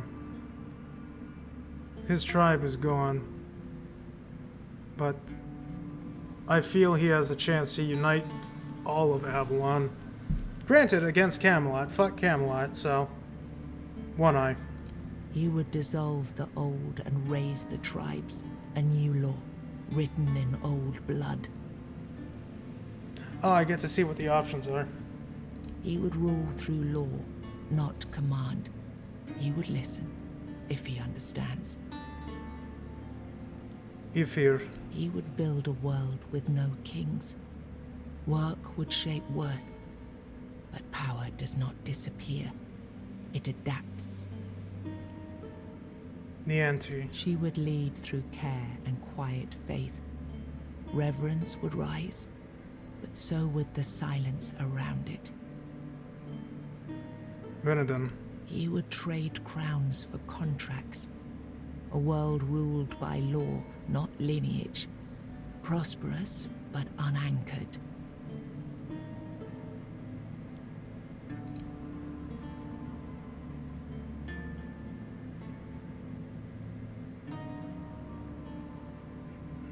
Give it to Ifir. Then the idea shall develop, its shape intact, its path redirected. But the soul is not yet yours to give. First, you have to bring silence to what refuses to be forgotten. The Four Dweller. If this is what you want, then so be it. Take the soul, my friend. And I hope you're sure of the person you want to put this burden onto.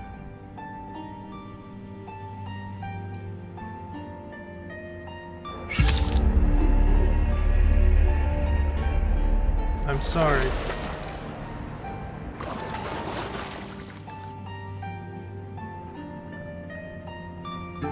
No, I won't let this happen.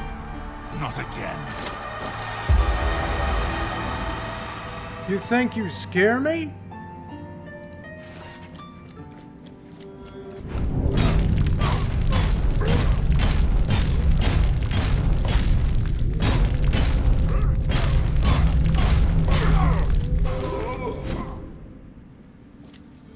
You have no power, Caradoc.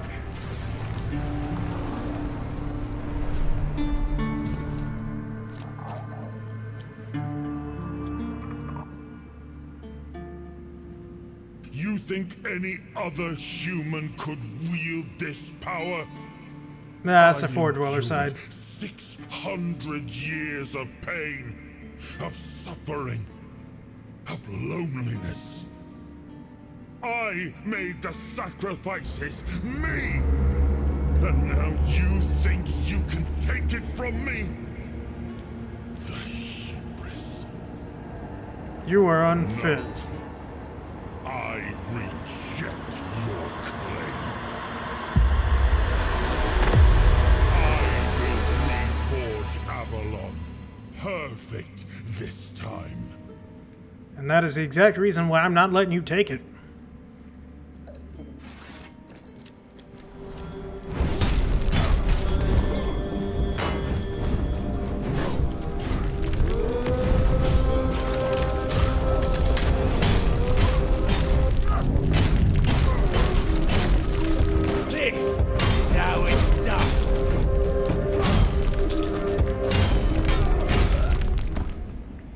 You gave the soul to another, not to escape its weight, but because you believed they could carry it. One person, chosen by you, to bear the burden and to shape what comes next. Whatever future rises from their rule will bear your seal, for it was Thank your you, will Versaki. that set it in motion. Without the power of Arthur to sustain you, your body fell back into the endless rot of the Red Death.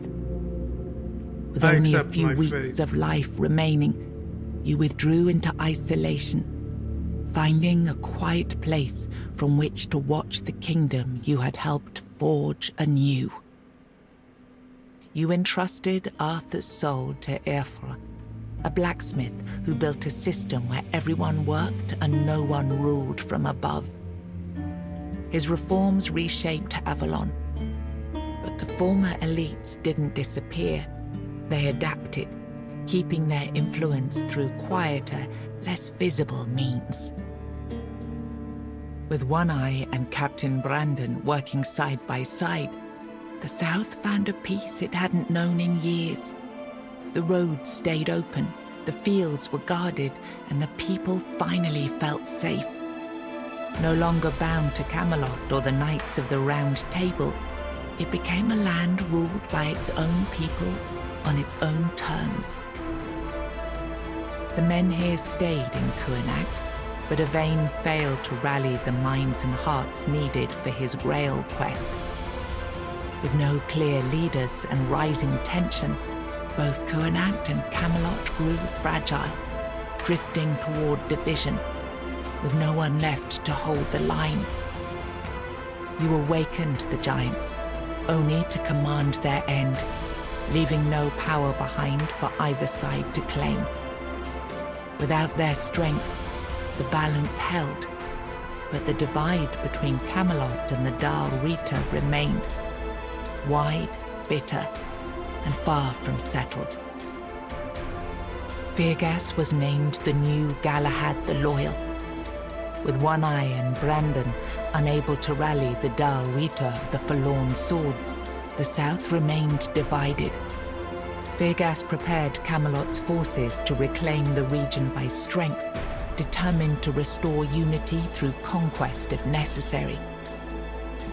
The captain led the South to independence, breaking all ties with Camelot. Under his rule, the Horns of the South flourished. Merchants, pilgrims, and adventurers returned to the roads, and prosperity once again reached the far corners of the land. One Eye ruled the South with the Horns of the South at his side. The Dal Rita, the Forlorn Swords, remained divided, leaving the South strong but isolated. Without wider unity, his rule endured for a time. The future beyond his leadership remained uncertain. Nianta left Kuanacht with Yvain, and her fate remained unknown. Yet among the people she once served, tales of her devotion and courage endured, and her name was remembered with respect. Maggot chose to remain in Kuanacht, and the people stayed with him. Over time, they grew to trust him and often sought his wisdom. In time, he took on an apprentice, planting the first seeds of a new druidic tradition. Ulfre left Kuanacht alongside Yvain, despite concerns about his age. His fate remained unknown, but the people admired him for finding purpose at the end of his life, and spoke of him with lasting respect. With Helmi as the new matron, the Volker returned to their former glory with renewed ferocity, their berserkers filled with an aggression that stirred quiet fear among the other tribes. Among the united tribes of the Dal Rita, the Volker were treated with equal parts awe and mistrust, seeming to teeter closer and closer to madness. Ingrid turned away from the eternal sleep, choosing life over dreams. In time, she began to rebuild the Thoid among the living, planting the first seeds of a new future for her scattered people. Under Stronar's leadership, the Ulfra found new strength. He rebuilt the tribe and reunited them with the rest of the Dal Rita, restoring their place among the tribes of the Forlorn Swords. Following Glerna's path, the Sven clung to the old ways, their faith sustained by the Stagfather's living presence within the unrealm of the Hunt. They turned inward, shunning outsiders, and deepened their devotion to the blood-stained rites of their ancestors. You accepted the mycelium's offer and let the spores consume Sagramor's body.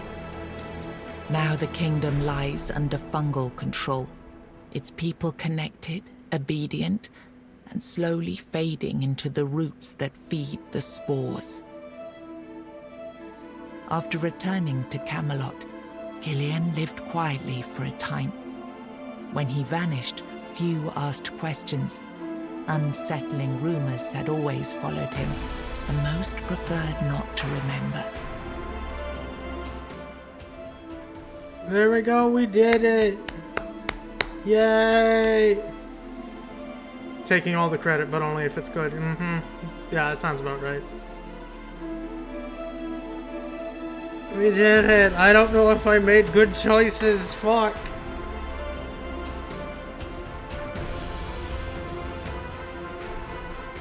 I hope I did. I really do hope. Kind of wish I could have marched on Camelot with everybody, but no. Not allowed.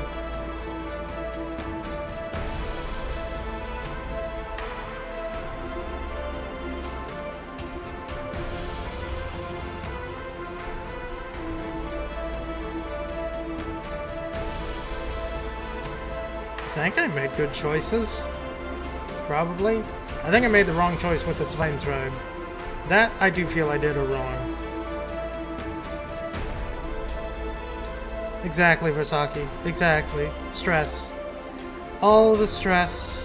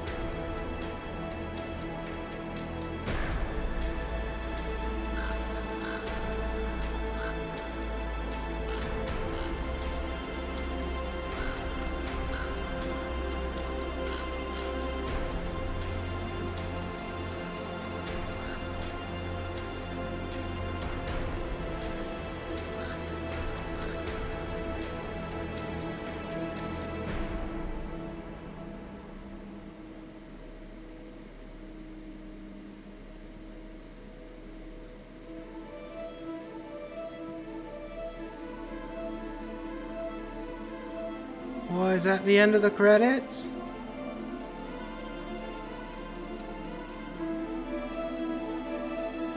I do believe it is. Yeah, sure. I can run around and do stuff with that. I can run around and do stuff extra with free times. I know, Versaki, the game over. Super sad. Super sad. But there's not much else to do. Well, yeah, that's the game. It's done. It's all done. We did it. We missed like a bunch of side stuff, but I'm lazy. I don't know what we're gonna do next. I still have games on the need to stream list, but I'm sure I'll figure something out. Who knows? Maybe we'll start Red Dead Red Dead 1 finally. It only took half a year, but yeah. I'm gonna end for today. So for those that were watching, I do hope you enjoyed yourselves, and I hope you stop by again. I always appreciate the company. I don't know who's gonna be live right now, but you know, as always, I'll toss you at somebody. Or if nobody's on, then I won't send you at anybody. But that's just life. But I do hope you all have fun, and I hope you all have a wonderful, wonderful day. And now, folks, it's time to say goodnight. We sincerely appreciate your patronage and hope we've succeeded in bringing you an enjoyable evening of entertainment. Please drive home carefully and come back again soon. Good night.